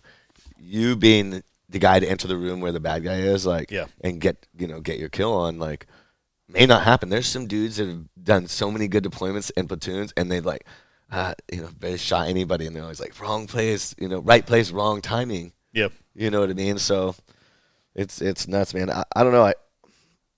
I was kind of at a great point in age-wise, being 31, and I did 10 years. I got good deployments each place. You know what I mean? I worked with, again, like epic, Dan and stuff like that, like amazing people. And I was at that point like, well, I could get out. I could continue my education. I could start another career. I'm young enough, you know what I mean? Not that 39, I mean, I'm 37 now. Like 39 is young to me now. You know what I mean? And I'm happy, I love going to war with my buddies. That's the funnest thing in the entire world, hands down. You know what I mean? Going to war with your fucking friends. It's a vacation that you deserve after that much training, is going to war. But then again, it's like a time clock, like how long till maybe you die, you have another buddy dies. Like we're all going to deal with SEAL buddies that die, because we have buddies that are in and buddies that are out. It's a matter of time, you know what I mean? And you don't know when it's going to be your last. Not that that would ever stop me from going to war, because if my buddies are going, I'm sure as fuck going. Yeah. You know what I mean? But you don't want to put that burden on I think them. the timing was really good for me getting out, and then moving on to, started making the knives. Were you making them while you were in? Because I was curious how you got into knife making. No, I made knives with my older brothers. I had 2 older brothers. When I was younger, they were, making little crappy knives on little rock, wheel grinders. And I've just always been an end user, real outdoor family, hunting, and then in the team. So I know what I want. I cook a lot of chef buddies. So I was hungover one day, and I was like, man, I was doing some advising up in LA and stuff like that. And I had some really amazing people in that movie industry, but it's not something that attracts me to go live there and try to tell everybody I'm an actor. You know what I mean? Good people that you don't see on camera. There are people setting up, the cameraman and everything, good people. But I was like, man, I'm going to, what I'll do? I'll just make some smaller blades that I would use overseas for my active duty SEAL buddies and SF buddies, So I kind of started just research a little bit. What type of steel is better now? Boom, boom. This is what I want: edge retention, corrosion resistant. Bought one grinder. I was on the awning in my backyard in San Diego. Just my one grinder and chunks of steel, and started making knives. And just took pictures of my learning process. Just started social media, took pictures of the process, and then made 50 numbered and first ones. People reaching out, buddies that support me and networking and stuff like that. People reaching out, wanting them. And then I was like, man, I'll make another design. Boom, another design. Didn't number those, and it just grew from there. I hired my roommate, hired my best friend I grew up with, hired my SEAL buddy. I had like a plastic table with people's names on. No joke, like in my house. Like I'd finish the knife, I'd put a little sticky note, write their name on it, their email address, and put the knife there and be working on it. And I'd take a picture of the table, like my first 50 knives done. And I was like, wow, this is it's fun. That's awesome, right? And then built a little shop in my backyard, got a little warehouse, hired my other buddy, hired another buddy. Been able to provide job for crazy story. My mom's cousin who bought me the Navy SEAL workout book. He's living up. He was older guy, never married, battled depression since his mom had died. He was 50, and I was able to kind of living in a bad situation up in Oregon. And I grew the knife company big enough. I moved him down in with me. Oh, sweet. Hired him. Yeah, so that was kind of cool to be able to provide that, for him. One of my favorite aspects of your knife work is the handle stuff. Yeah, it's fun, man. Like to me, I'm like, I think I could figure out how to sharpen a piece of metal, but that handle shit is beyond me. Yeah, dude, your handles, man. I'm glad nobody. Biggest thing is being an end user, going back to the beginning, right? And then having nobody teach me is fine. I can watch YouTube videos, and then thank God for the internet. Right, it's amazing, man. But I went to a knife maker get together, and I was sitting there and I was looking around, and like the guys whose shop it was, came over, kind of picked the knives up, real disrespectful. I dropped it on the table, and I'm like, and I was talking to some of the guys, and every dude we're knife nerds, which is fine. There wasn't one end user. There was probably 20 of us. I was the only dude who's, used knives tactically, used them. Yeah. Or out skinning animals skinning with it. animals with them. Buddies was like, I cook with my knives all the time, every day. You know what I mean? I was the only end user that went back to the beginning. Not that there's not good knives made by knife nerds and stuff like that, but it was really odd. There is a difference, though, when the end user creates the product that they would want to use. Right.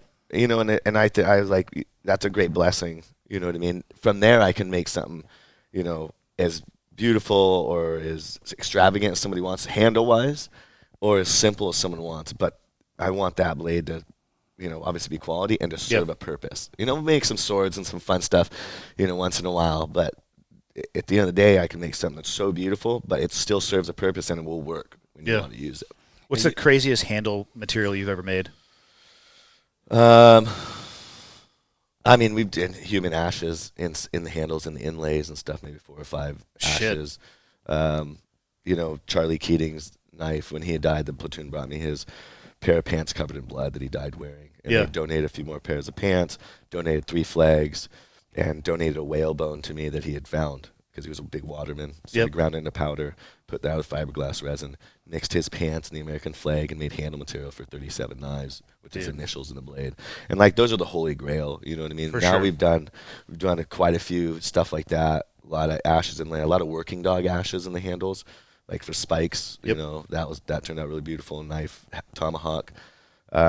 We've been making knives for that. 5 or 6 people get knives and cut their baby's umbilical cord when they're born with them.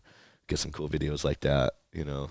Those are the coolest ones. Moderately creepy, but okay. You know, I'm waiting for somebody to get a tomahawk to cut it. Oh, God. I just like the little things. Like I was telling him, you know, yesterday, the knife he made for me, because I have really gigantic hands, right? Is normal size hands. They're I mean, for the size, for how short you are, they're massive. Yeah. And but it's whenever I grab a knife, usually the palm, the tang is in the middle of my hand. Yeah. And so when he made mine, it like my pinky can wrap around. I'm like, and it's baseball grip. And it's one of his first ones, so it's like dinged, and it's not so pretty. much better now. but no one that's sends me them though. back. You know, like that's me. I refurbish and I sharpen for free, right, for anybody. And if someone breaks the tip of the knife off, send it back. I'll fix it. You know what I mean? If you want to send it back, I'll refurbish it, sandblast it.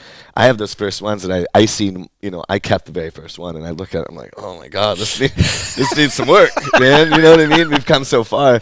But I also put out like, hey, if you guys want to send, you know, send your knives back, refurbish, sharpen, fix. Cool. But like some of the beginning ones, I'll put out there like, hey, you want a Series 1 knife? I know that they look like shit. Like, do you want to send it back? We'll work on the handle. Tune it up a touch. I probably had one person. People are like, I'm not sending it back. This is awesome. Like, it's uneven. You know, there's scratch marks. You probably went to, you know, 80 grit. Like, you know, I was learning, but they're numbered and they're like, I'm sure they're valuable now, and people love that. You know? Resale market on your knives is huge. I mean, I look at that Facebook page. Guys are like, "Hey, who's got this? Who's got that?" It's nuts right now. Yeah, what I enjoy is when you'll do a social post. Yeah. Like, hey, a new blade drop, and people get so mad. No, I'll give it like 30 minutes and go over and I'm like, oh yeah, that shit's gone. That chef blade set that I bought from you, holy fuck, man. Yeah. Like anytime you drop chef knives now, they're gone instantaneously. Insane. To the point where I have people. A minute. My cousin will be like, "Hey man, did Half Face Blade stop making chef stuff?" And I was like, "No, you need to turn the notifications on." Right. Well, see, I'm having this issue too where like I'm doing production knives too, so I can have that same knife design that I'm machine grinding and a bolt-on grip like a Crow Junior, same steel, where I can sell it for $100 less than where the custom one starts. Yeah, for sure. Which is great. So I put 180 up at 4 p.m. on one day, and then they're gone by 7. So then I'll be doing customs, and I'll have like, you know, I'll work on really nice, because they take time. I can't speed it up. 40 or 50 really nice customs or sets, chef knives. Yeah. The problem is I'll put them up, and then I'll put them on the website. It takes me a minute. I load them. I do the pictures. I do a description, everything, pricing, how many I have. Usually it's one. Then the next one. At the end of that, I go to Instagram and I post, hey, here's pictures. Gone. People go, and they're sold out in that 20 minutes, and people are like, there's bots buying all your shit. And I'm like, dude, there's not bots. You actually made a post about this the other day. Yeah. You're like, would you prefer I post on Instagram first? Right. Trying to figure out how people, to... Right. And I'm like, I want to help you people. Like, half the posts are like, oh, I finally got one. I'm the most stoked human ever. And the other post is like, screw you. I'm not fucking following you anymore. It's just bots. And I'm like, wow, man. Like, hey, you tell me, you know, how I'm screwed up. One, I can either pull... So now I'm figuring out, this is what I do. Well, if I can tell people beforehand at 4 p.m. I'm going to post. So I'll try to get on load them all, and then I can put the day and time where it'll actually become live on the website. Okay. So now You got a target for people to be on. Right. So it's like, hey, 4 p.m. on this day. The problem is when I'm loading them, I'm starting load at 3. I may not all be done, but the problem is at 3:05 I load my first one. Someone buys it at 3:06, right? So by 4 p.m. comes around, there's nothing left. So I'm doing it where it doesn't even show, and then all of a sudden 40 knives will pop up at 4 p.m. And then I'm still gonna have people mad because it's only 40. Yeah. You know, or 50. Or sometimes you can't mass produce that high quality though. You cannot. It's custom. Like it Yeah. takes time. You know, and it's How many knives do you think you've built at this point? Do you keep a running tally? No. You know, that'd be tough. Customs. Or just overall, it's got to be thousands at this point. Yeah, I mean, I think we probably.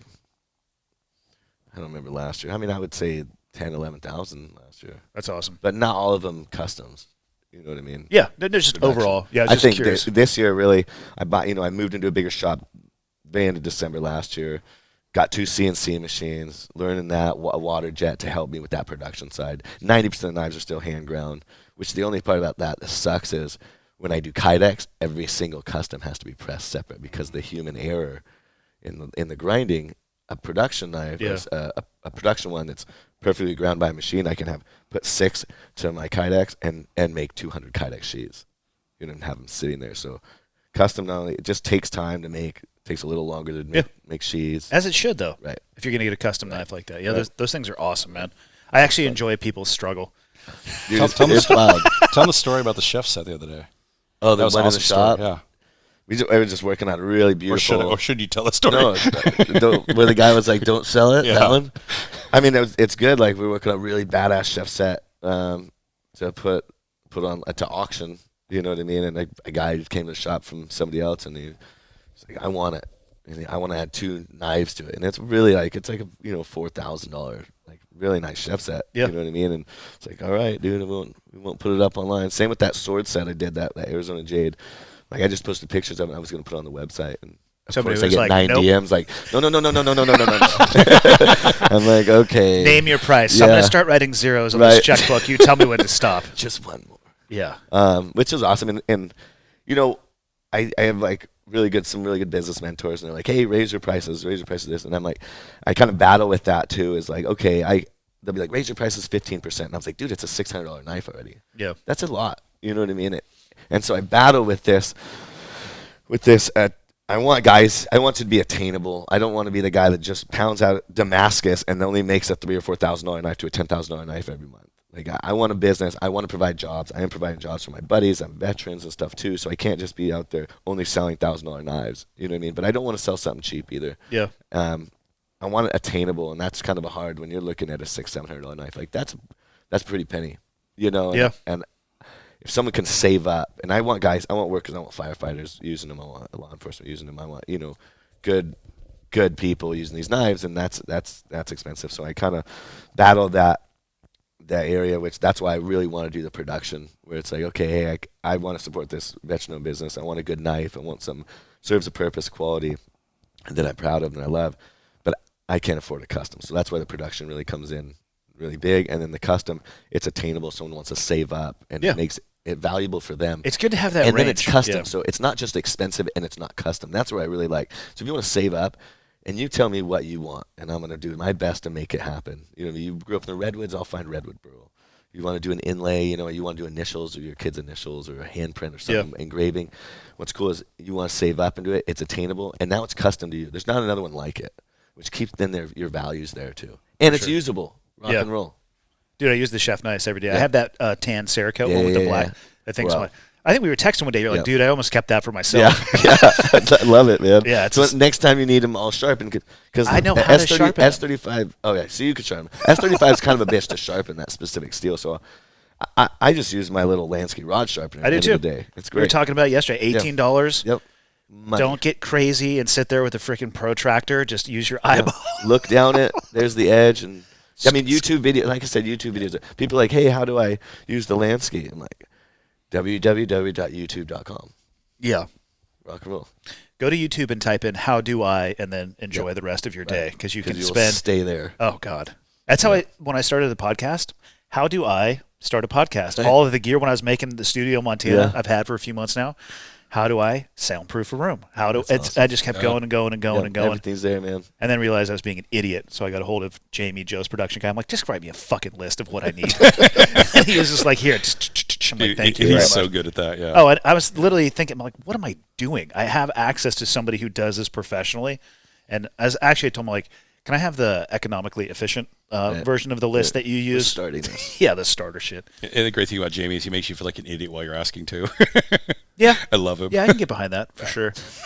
So your path out, you did contracting. Yep. And then fill me in on what led you to what you're doing now. Because Yeah, there's so obviously a gap in some years there. Yeah. So I did contracting, and then got lucky enough to get hired by a high net worth person named Paul Allen, who's a co-founder of Microsoft, with 20 other SEALs. So it was awesome. It was like being in a platoon again. And for 7 years, we traveled the world doing every major event known to mankind. Super Bowls, Academy Awards, Cannes Film Festivals, you name it, we did it. And we did it, a lot of people have this schedule. We had nothing called a schedule. So Bill Gates, everything is written out for a year. Paul Allen, everything's written out for about 30 seconds. And I'd be on a plane with him, and you're dressing to go to Africa, and all of a sudden you look out and there's snow. You're like, you wake up and you're like, what are we doing? He's like, oh, he wants to go to Milan and go shopping. So you're literally on the phone, getting vehicles, restaurants, hotels, everything set up from your phone. And so I became kind of a master of logistics. The guys did, right? All of us. And at the same time, we wanted to fight. We wanted to train because you're part of the security team. You want to think you're still a team guy. And the insurance company came back and said, you got to get fit. And so me being the fat guy, they were like, go get CrossFit certified. And so my CrossFit certification was with you. And it was? Yeah. Did I fuck San you Diego. up? Yeah, you definitely deserved it. You love me. Remediation. my CrossFit certification. And I came back, and I'd always had a passion for training kids. I just wanted to train kids. And you were in Bellevue at this time, I was in Bellevue, yeah. And so I opened CrossFit Bellevue, which was first we started in the park like everybody else, and then opened CrossFit Bellevue, the first one at 2,500 square feet. Within a year, we grew out of it into 27,000 square feet. Jesus. And then add a zero. Yeah, 1,000% jump. Add two zeros. Well, we started with 20 something clients, and by year 3 we had 700, and by year 5 we had 4 gyms. And so I did that, thought I was rich, Richie Rich, and you hooked me up with some really good stuff.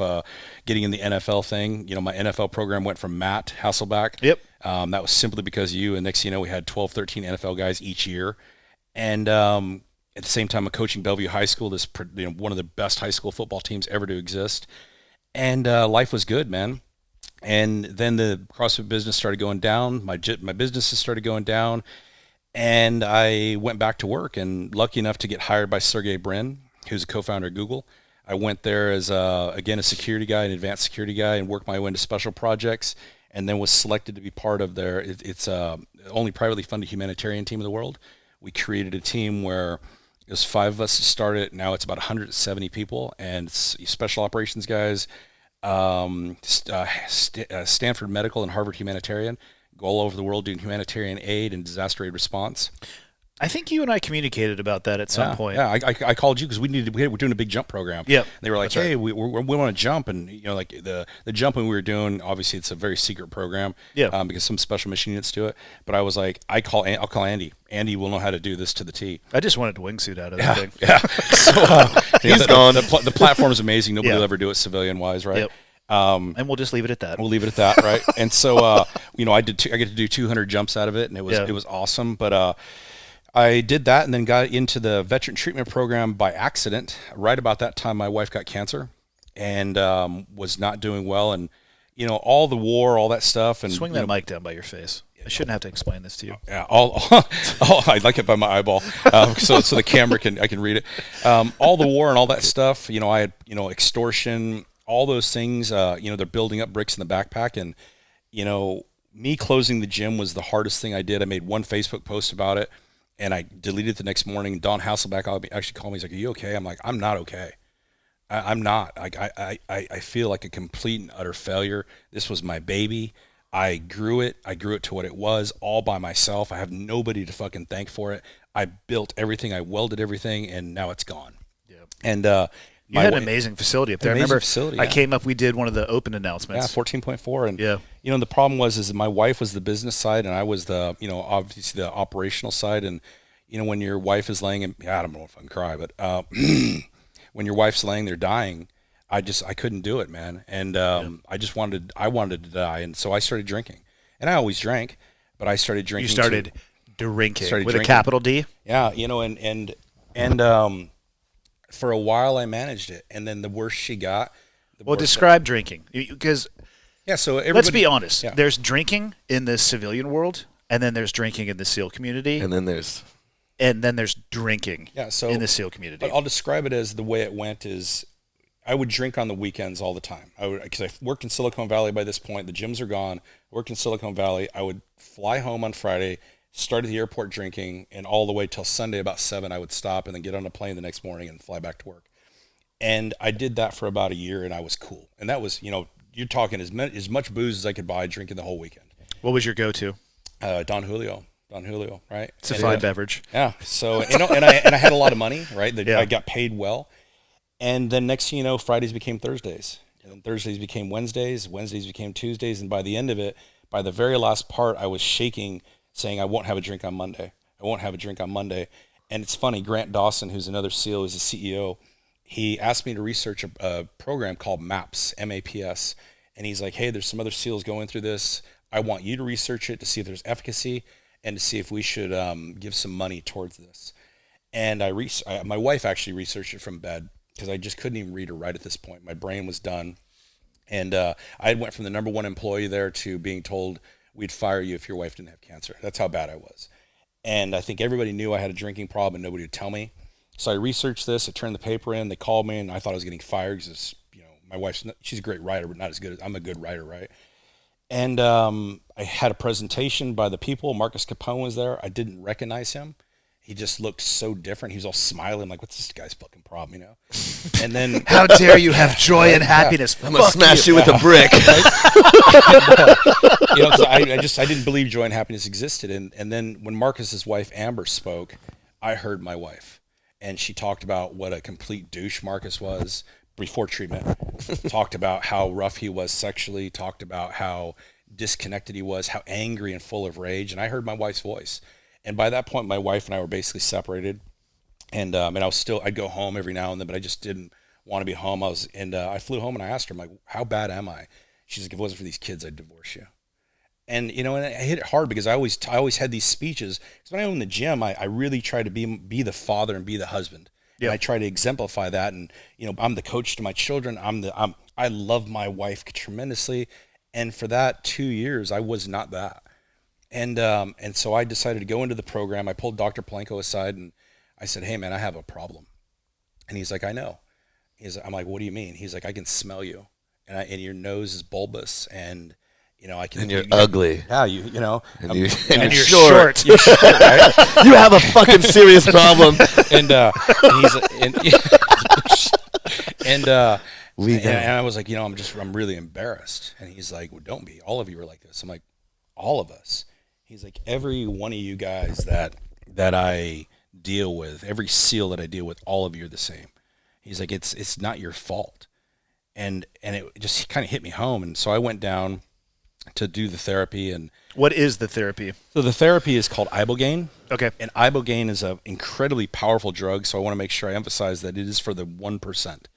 And Ibogaine used to be illegal, used on heroin addicts to about 86% success rate. And I took Ibogaine. It's a very powerful hallucinogenic that can actually kill you. I took it. You have a doctor there. You're hooked up on a heart rate monitor, nurse in the room. And I relived the traumatic moments of my life for 36 hours. 36 hours. 36 hours. Yeah, the first 8 hours are very crazy and horrible to where I'm literally would grab hold of the headboard. I'm like, and just be free fall, counter left. Like if the bed's not spinning, I'm not spinning. And I thought they were fucking with me because like I could feel the bed shaking, and I'm like, why are they fucking with me so bad? And you're just crying, right? You're just like, one of the most amazing things that happened, you know, during that night that I came to correlation to later was this. Every time it got so bad, this purple rain would fall, and the entire time, God damn it! And the entire time, I just kept saying, just show me my wife.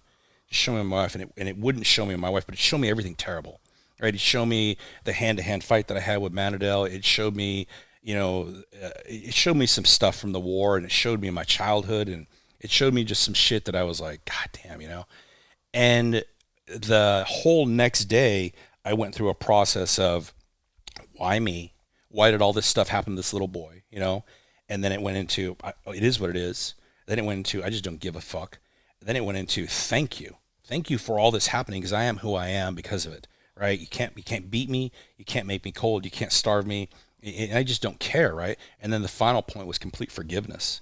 Like I just forgave, right? And I just said, I'm done feeling hatred. And I came to two things that ended that night. Was my mom was just a little girl when she started having us. She was 15 years old. Every man that ever met her beat the shit out of her, treated her like shit. And therefore, the two men in her life that she could do it back to, she did. And once she was able to control it, she did. And I came to terms with it, and just, I forgive you, Mom, right? And I actually thought she died that night because I had this very, very powerful presence. And then the second part was, my wife is my purple rain, right? That she's the only person who's ever loved me for me. She's been through everything with me, almost my entire SEAL career, business success and failure, death, lots and lots of death. And I think that, you were married for a time. My wife went to every funeral, and I just forgot she was ever there. And my wife knew every wife. And my wife knew most of the guys that died because she bought houses. She was the realtor. And I just completely gaffed that shit off. And so the next day I took another drug called 5-MeO-DMT. Okay. They call it the toad in the hippie world. I've heard Joe talk about it, yep. Yeah. And they say you're going to go to heaven. The first dose, nothing really happened. The second dose, I did not go to heaven. I went to hell. And I relived a very powerful night that I didn't believe in suppression, but I didn't believe in any therapy or suppression, right? I relived a suppressed memory of my mom getting brutally attacked, and my brother and I trying to fight the guys off, and we couldn't. We were very small. I was 5, he was 7. And it made me understand my hatred for men, why men were always prey to me. And I came out of that. It's about 15 minutes long. I came out, and there's other SEALs in the room. So there was only SEALs to go. And I was on my knees, and I looked at Dr. Planko. I go, I need all those men in this room to leave because I'm about to fucking kill them. And he's like, do you want to do another dose? I'm like, yeah, dude, because I didn't go to heaven. I'm in worse shape right now than I've ever been. And so I took the third dose, and on the third dose, I went to heaven, and I walked with my mom, and I spent time with my mom, and it was glorious. And I went to the time where before that attack, where she was a normal mom. And what's funny is that entire weekend, where it's a beautiful mansion on the beach, I couldn't touch the water, and I'm a SEAL, right? I couldn't touch the water. When it was over, I went out to the water, and I just cleansed myself. And I felt like a little boy, and I made sand angels in the sand, and I body surfed, and I felt so whole and cleansed. And what's funny is I came back on a Monday, and I was back at work on Tuesday, and the first guy I sit down with is another SEAL. And he's struggling. He's hurting, man. And I told him what I did, and we just cried together. And he's like, can you help me? And I'm like, yeah, let me introduce you to these guys, et cetera. And it was the first guy that I ever treated. And then I got lucky enough a month later to go down to the Bahamas, do stem cell therapy, intravenous stem cell therapy. And that's when I felt my brain actually being repaired. I got blown up pretty good, right? Everything on my right side of the frag in my arm, right? And I felt my brain being repaired. And then I started having these epiphanies of like, I get it. I get what's going on with us because I'm educated from a metabolic standpoint, from a spiritual, from a physical, and it's bricks in a backpack, right? Team guys can carry a fucking ton of bricks, but eventually those more than they should be able to. More than they should be able to. And what I came to the correlation is that I believe that drug for the worst case scenarios of SEALs has efficacy, and some of the other plant-based medication. But what I've really started doing is I started treating veterans. And I got some money, and I started going to the point where I was overwhelmed. I could only treat 3 to 5 guys a weekend. And, I'm on the phone every day. And for some reason, I made some Facebook posts. I told guys about my experience. I don't hide it. And I've always wondered why other guys who did it wouldn't speak. But I'm like, I'll talk right over. I don't give a fuck. And I started talking, and guys started contacting me. I'd put my story up there, and the next thing I'd get a PM. And then other guys would call me like, hey, man, fucking this guy's hurting me. You mind calling him? Every guy that I called, I never asked them how they were doing. I just said, let me tell you about what happened for me. Yeah. And I would tell them, and then they go, yeah, man, I'm in a bad place.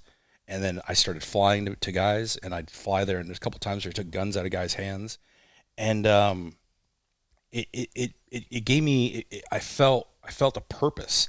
And then I called Michael Cartwright, who's the owner, was at that time was the owner of American Addiction Centers, the founder, and I called him. I'm like, hey man, I can't treat enough guys. I just don't have enough space. He's like, well, I have 2,000 beds, but we don't do VA. And so I'm like, well, shit, I can make some phone calls. And so one of the senior advisors of the secretary of the VA is an SF dude, and I know him. And so I called him. I'm like, hey, Scotty, like, how do we navigate this? Because I knew there's $1 billion. How do we get to that funding to where our guys can go to therapy? Yeah. And we navigated that thing to the first check that we got was $12 million. And now we've treated in excess of about 1,200 veterans. And that's all I do now is veteran therapy. And now all I'm doing is I was part of this amazing group of other foundations where we formed the SEAL Support Alliance. So, you know, a lot of these foundations kind of bicker with each other. We brought them together. And now the entire point is every one of us has SEALs we're supporting. Let's get a pipeline from the time we detox them till we get them clean, till we stem cell them to hyperbaric chamber, till we change their diets, change their sleeping habits, and then get them the job placements in the elite meet and all those other things. And that's all I do now is I work in that program and I sit with SEALs and then, you know, the other side of the house is I got lucky enough. Again, I feel like just hugging you right now because you've done so much for me. I want to make sure everybody knows that what kind of person you are. We don't have to talk about me. Yeah, but you know, I had the security company. It was very small. I had one client, and you know, he owns a sports team, so I was lucky. But then, you know, you hooked me up with Joe, and then I kind of had another epiphany. I have all these guys I put through therapy. Holy shit! I have a staff, and they're not drunk. They're fucking hardcore, and they're sitting on their couch like, what do I do? Who am I? Yeah. And I put them to work, and now we have 37 guys on staff. You know, 4 different details, and I got about 20 other guys on staff. Almost all SEALs work for me at American Addiction Centers doing sober escorts, and yeah, man, it just feels good to put guys to work. I mean, just like Beto, it's like my friends. You know, my friends. That's got to feel awesome, man. Have that sense of purpose and seeing that impact. Yeah. What in the time you've been doing it, are you seeing any similarities across the guys? Is it TBI type stuff? Is it just the weight of the job? So what I find is it's the weight of the job, and basically the number one thing that happens is that I see all the time is that guys are drinking in their 40s and 50s like they're in their 20s. And in our 20s, the way we drank, and you know, people are like, I drink. I'm like, dude, you don't go drink till 6 in the morning. That's what I was saying. There's and drinking, then go to work and then at 6:30. Go to work at 6:30 and do a 10-mile run at 7 a.m. Yeah, right. Dude, We did that every day, right? That was our life. Well, now guys still do the same drinking, and they drop dead, but they aren't running. They're not PTing. They're not just in general just walking. I mean, shit, just walking around the command, not countering just walking from admin and supply back to the platoon. That's a mile, right? And and you won't get anything at supply. You're not getting anything, so you got to do 5 trips. So what I'm finding is guys are drinking the exact same way. Therefore, their TBIs are exasperating. They stop sleeping. So now you're getting a guy. Once you're under 2 hours worth of sleep, you're going to die. Right? You're within 1 year of your death. And so, hold on, what's that stat? If you get less than 2 hours a night, yeah, you're within 1 year of your death. No shit. Yeah. Joe talks of that with Dr. Williams, who's an Australian doctor, a sleep doctor. Insane. Okay. I'll watch that one for sure. I work with 2 of the most brilliant doctors in the world, Dr. Larry Weinstein and Dr. Mark Clarko, and we discuss this all the time of how our testosterone is a big deal, right? So VA gives us testosterone. They don't give you estrogen blockers. So the VA gives out testosterone? Yeah. Yeah, but they cap it at like 6 the or most something. minimal you get, right? So guys, testosterone is shit. They've been Ferraris their whole life. Now they stop being a Ferrari. Therefore, the body has no reason to produce fuel. That's why I've been a Yugo. And you my get whole life. I've shot for a 3-cylinder, 66 horsepower Yugo. And then you get depressed when you're a Datsun. Yeah, right. And then guys get out, and you know, everybody wants them to go to USC and get their MBA. Go to USC, get your MBA, and then they go there, and then they go into this big high-level job, and all of a sudden they find out the people that surround you aren't worthy of you. Oftentimes they're not worthy of the capability of what you do, or the person you work for doesn't even understand your capabilities. Like I took a job where the owner of the company literally would look at me and go, you don't know what you're doing. You're stupid. You're just a gym owner. You're just a gym owner. And then 6 months. Did he realize that in the back of your mind you were going to beat him to death with a brick? Well, 6 months later, when I cut the budget by $117 million without laying off anybody, he's like, what did you even think about that? I'm like, because here's the deal. I'm a gym owner and I buy toilet paper. You paid 4 times for the toilet paper. Yeah. Yeah. All right. You paid 4 times for the copier paper. You sign contracts like everything. And that's the way I approached it. And obviously as an executive now of a big company, I every contract comes across my desk. But, going back to what I was doing was understanding that team guys are mission oriented. And so I've been able to find the guys who I'm treating and get them back into mission-oriented jobs in the humanitarian team, as sober escorts on the security side, and some of the guys, we just had one of the guys leave the sober escort side to go back into banking. But he understood now he's ready to go back into banking. Yeah. Got an MBA. He's brilliant. He's an enlisted guy. He did sober escorts for a year. He's like, okay, I've seen the pain. I've dealt with it. I'm ready to go. Like, cool. Come back when you're ready to come back. And that's the thing I'm trying to educate all these guys who I talk to all the time. And there's a lot of pushback, man. I get a lot of pushback from the guys or from the institution? Well, like, oh, we don't have a problem. Like, you have a huge problem. You have a huge problem. I wonder why, because anybody who has spent any time peripheral to that community, it's not like it's not right. It's right in front of your face. You can tell that there is an issue. I wonder why they feel like there's liability of some kind for them to push back against that. I sat at a foundation dinner and listened to an admiral, a Naval Special War admiral, say to the entire crowd, Naval Special Warfare does not have a PTSD problem. Oh, that guy should go fuck himself. And I literally was like, isn't it called TBI more now? Yeah, I'm like, here's the my same phone, symptoms? bro. There's like 13 overlapping symptoms between TBI and post-traumatic stress. The problem with post-traumatic stress and TBI is people think they're the same. You can have PTSD without having traumatic brain injury. But if you have a traumatic brain injury, your TBI is going to be, your PTSD is going to be worse. Right. And it's getting more people the to understand. Physical than the mental. But understanding it's also reversible. You can reverse TBIs. You can change your diet, stop drinking. I mean, because it's just poison. And then go get stem cell therapy, which build your light brain matter and gray matter, which is the 5-MeO helps build up white. It's 5-MeO. 5-MeO is the only known drug to actually repair brain matter. And so, it's shows you what I know. Yeah, there's so much myth. Guys are like, oh my God, like, okay, well, I'm normal. I did it. Did you just call yourself normal? Kind of, like right. I don't eat my Your toenails hands anymore. smell of your little hands smell of cabbage. There's no puppies and peanut butter around right now. All right, So just saying. But maybe we should define normal before we start calling ourselves normal. Because I get on a tangent, but basically the last 2 years of my life have been the greatest years that I could ever fathom existing. That's awesome. My life is so simple. My marriage is I can't even describe my marriage.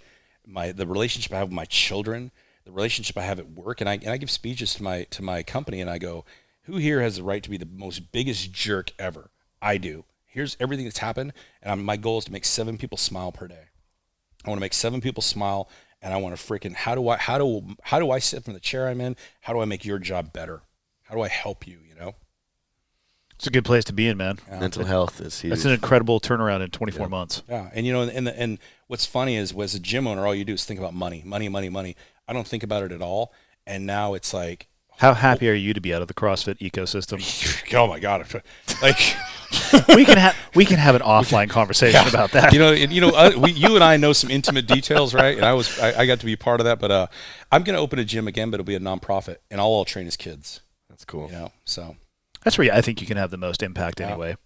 I lucky enough to be at the Bellevue program where they made a movie, right? When the game stands tall, and those kids, we would tell them, like, you guys have no talent, you have no size, you have no ability, but we're going to go on the road to Texas, to California, everywhere, and we're going to kick the shit out of people because we play fundamental football, and we did. And man, those kids are so successful post college. That's awesome. That is awesome. What's next for you two? For me, I'll go so he can go last because he can have a big deal. What's next for me is I'm debating whether I stay in corporate America in the coming years because my executive, leadership stuff, the Spartan 7 Adventures is... Yeah, well, shit, we haven't even touched on that. You might as well explain what that is. So my company started Spartan 7 Adventures. And full disclosure, people, he's never invited me to an event, so he can go fuck himself. Same. Because it costs... Oh, no shit. So 2 out of the 3 of us here don't even know anything about this. I thought we were his friends. It's no big. It's fine. I'm worried about that brick coming my way. Let's get talking about that Spartan 8 thing we were talking about yesterday. 5-minute abs. So Spartan 7 Adventure used to be called Turning Steel. I invented it by accident. I I work for SealFit, and I always look at the owner of SealFit, and I go, "What's next? What's next?" And he's just like, "Whoa, yoga." I'm like, "That's fucking stupid, right? Like, what's next?" These guys came to SealFit to learn SEAL shit. So I opened Turning Steel, took guys to Montana for 2 weeks, shot, land nav, all this stuff, and I found out that businessmen can't get away for 2 weeks. So you're doing that once or twice a year, all right? And it doesn't matter how much you charge, you're never going to make any money. So I sold that company, and then I opened up Spartan 7, and basically it was all these business guys that call me and go, "Hey, you teach me to shoot." I'm like, "I can't teach you to shoot in an hour." And so, but I can teach you over a weekend. And even then in the weekend, we're gonna scratch the surface, but we can do it more effectively. What I'm not going to do is take you to Joe Schmo's gun range. Give you a false sense of security. I'm going to take you to the greatest gun range I've ever been to, which is closed to the public. And while we're there, I'm going to bring the Brian Contosh, the Chris Smith, the Tom Shea, these guys who are best-selling authors, these guys who charge $50,000 to get on stage to talk, and you're going to be there for a weekend. All your gear is there. All your ammo, all you got to do is fly there, and everything else is taken care of. Executive chef to the 9. Yep. And we're going to have fun. And these guys are going to be up on stage for an hour talking. They're there with you for the weekend. Which is that to me, in the speaking that I have done, if there's an event before or after, or the chance to actually hang out, because I always end with a Q&A, and there might be one dude with a set who's going to be like raising his hand, but the number of questions actually in the audience are voluminous. Yeah. So then you get to hang out, and you can actually individualize the attention that you're getting and giving to people, because they're going to ask you, instead of tell me about leadership, they're like, "Hey man, this is what's going on where what I'm at. Let me fill you in on what's happening, and what do you think?" One, obviously the latter being much more impactful than the former. Yeah, the great thing is I've done these events now for some of the biggest business leaders in the world, and one of the best feedbacks I get is when I'm briefing, like, "Hey, here's what's going to happen. Here's the timeline. Boom, boom, boom, boom, boom." They're like, "How did you do that?" Like, it's day one stuff. Like, what do you mean? They're like, you got like the entire mission plan out like that. I'm like, 'cause I'm a team guy. All of us do that. Yeah, it's day one. And problem solving. And I've gotten, a lot of guys have rolled off from these events, Jason Torrey, Jason Tushin, to roll off into executive leaderships roles in major companies. And that's probably happened about 10 times. And gives me a chance to hang out with my bros. And when you talk about leadership, there's a lot of guys out there talking about leadership. And it's great. Here's a book. Here's an hour. We're going to show you. Over the course of a weekend, I'm just going to say, this is what front sight focus means with a weapon and in life. Yeah. And, here's why communication is so valuable in a kill house, because I take the clients in the kill house, and, you want to learn driving I hope you have good insurance. We go drive. We shoot UTMs. Yeah, Jesus. I'm not that cool, right? And then, just teaching all the skills that we take for granted, but showing them teamwork, communication, et cetera. And that's what Spartan 7 Adventures has been. And, and I've been lucky enough to never have to open it up to the public. It's always been private. And I've probably word of mouth, I'd imagine. It's all word of mouth, all referral. There's very little advertising. And then the clients that come understand what they're paying for, and they pay for the year. And I have them for a year, the Zoom calls, et cetera. And, we've been doing it for a while, and it's fun to hang out with your bros and teach some cool stuff. That's awesome. So you're considering doing that full time? Yeah. I could see how it'd be a draw to that. It's fun. Because I like what I do, but I could do more if I wasn't constrained, and if I didn't just work for one company, because there's tons of addiction treatment centers out there, and there's tons more veterans than I'm actually reaching. And American Addiction Centers only deals with the veterans who have VA or other insurances, but there's guys who never got a VA claim in. Yeah. There's guys who have no money, and I want to make sure that I can treat every veteran as deserving, first responder, et cetera. I just think that I could do more, basically, and I'm not done. I feel like I've been in a hole for a long time, and now I'm out of that hole, and I'm like, I want to work. Got your legs back underneath you. What about you, Beto? Oh, man. Who knows what my life holds? What do you... I'm joking. Just a wandering puppy in the darkness. After that, I would keep working on this, kind of back to talking about mental health and stuff like that. Like, I haven't gone and done Iboga. I've done some other plant medicine. It's been really good. One of the things with the 5-MeO that I've done is like feeling the most massive feeling of love that you've ever felt. And that's one of the things that people talk about doing, like coming out of it, and you feel like the most love that it exists, that you have for other people, you have for your family, your mom, that your mom has for you as a child. Like, it exists. It's kind of hard to tap into. And I think over years of doing a job that we do. You know, I'm a little rough around the edges sometimes, and I have a hard time like being affectionate sometimes, you know, but I want to be more, right? You want to be able to tap into that emotion. But that was really amazing, doing that and feeling like the most overwhelming sense of love that you know exists. And it's kind of cool to actually feel it then, you know, that existence. You felt it before in your life before. It's a cool feeling. Anyway, talking about that, and then talking about the mental health thing is, you know, it's a factor of starting that little business and hiring my buddies. You know, I realized at a point like, oh, cool, I'm surrounding myself by my friends again. That's a huge thing when you get out of teams and you transition. Yep. It's like, you know, the biggest things is, you know, guys have a financial, you know, issues, right? You're getting out and you've got to find a job, especially when you're married and a kid and you have this pressure. So financial stress, all these little things when you get out. And then I think, you know, there's an issue with guys going from, you have an extremely important high responsibility job. You get out and it's like you're out. I literally felt like I just was important and I'm completely unimportant and I'm just a normal civilian. Sorry, you know what I mean? But I just felt like I think a lot of guys feel that way. Yeah. Like worthless now. Like I'm not doing anything important, and I think that combined, you know, that doesn't help drinking, right? You know, that combined with financial stress too. I think a lot of guys, that's where a lot of depression ends up coming from. Not that you don't have TBI before, but guys are so good at fighting that. Because you have purpose, right? And you have reason, you have responsibility, and you have your best friends you love more than yourself depending on you. So you can creep crushing it, do platoons, right? When you get out and you go, you're worthless, you feel. You know, so I think that's a bit that plays into it.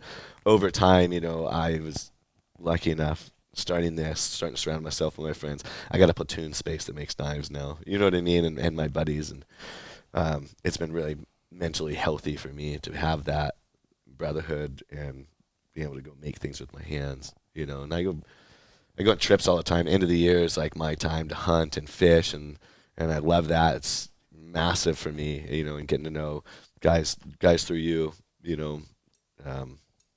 September, October, November should really be removed from the calendar. Right. It's just a red line Fishing, through it, hunting. blocked. So should April for gopher hunting, though. I feel I like think you there's do no that season on anytime. gophers, and I will shoot them at any opportunity. Prairie Grass gets too tall, rats. though, Yeah. They say prairie dogs just to tug on your heartstrings, like a shooting a dog. And prairie rats, and, you know.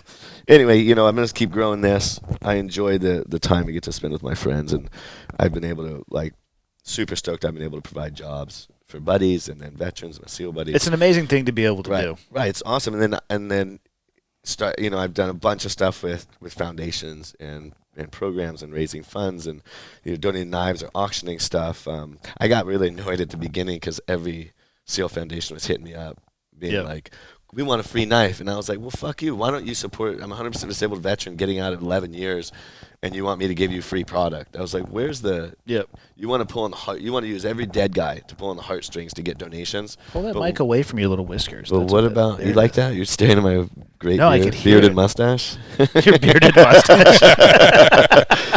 You know, and they're getting all these donations, but I was like, who's helping the 10 to 15 year guys? You know what I mean? I know that the SEAL Future Foundation and, you know, what Johnny had started was working on helping guys with placement and that middle ground, you know, and got to a point now that I've grown enough of the business that I can afford to do auction and help in these foundations, little foundations here and there. And I really like working with these smaller, you know, American Warrior Association, Will Spencer's running that, you know, really cool ones. I got a dog recently that was trained, Malinois, from a guy in Florida. Awesome guy. Tiny little foundation.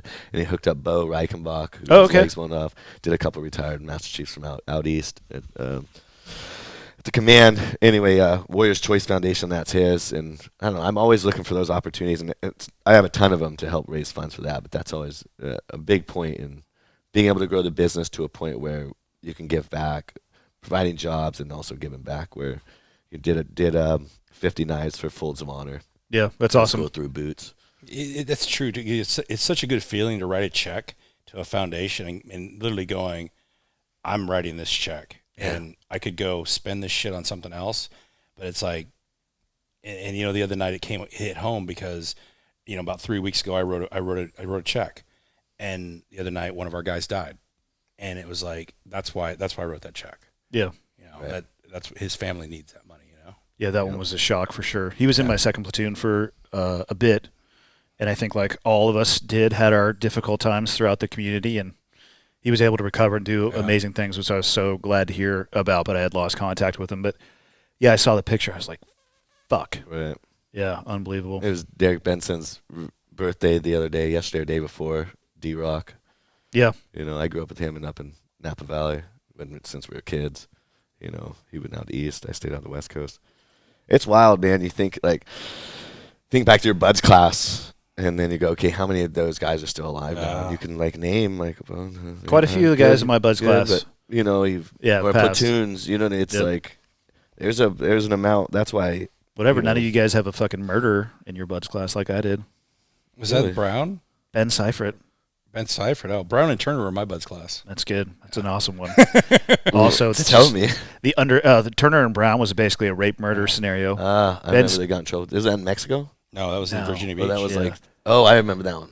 And then Ben Seifert was him and his wife chopped some people up with a Spyderco, a subpar blade, so half-face blades, in a bathtub, and then deposited the pieces in grocery store garbage cans because Ben used to work at a grocery store, so he knew that they cycled the garbage cans out. He's in jail. It's fine. Honor man in my buds class. It's no big deal. Wow. That's why I wasn't. That's why I try not to be honor man. Light on the honor. Yeah. Without the H, owner man. For sure. So we're almost out of time because Kendall's going to kill us if we're not on time. But I don't know if I've ever sat down and done a podcast with other team guys. So probably the most common question I get: what advice would you give to somebody who wants to enter into the pipeline and follow in the footsteps that we did? Wants to go into the SEAL community? That's what we'll close with. You each get to give one piece of advice. Okay, I'll go first.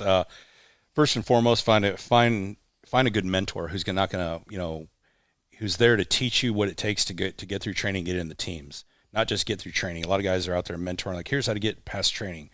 What is it like in the teams? Yeah. And then I always tell these kids, and I make them write an essay. Do you understand what SEALs do?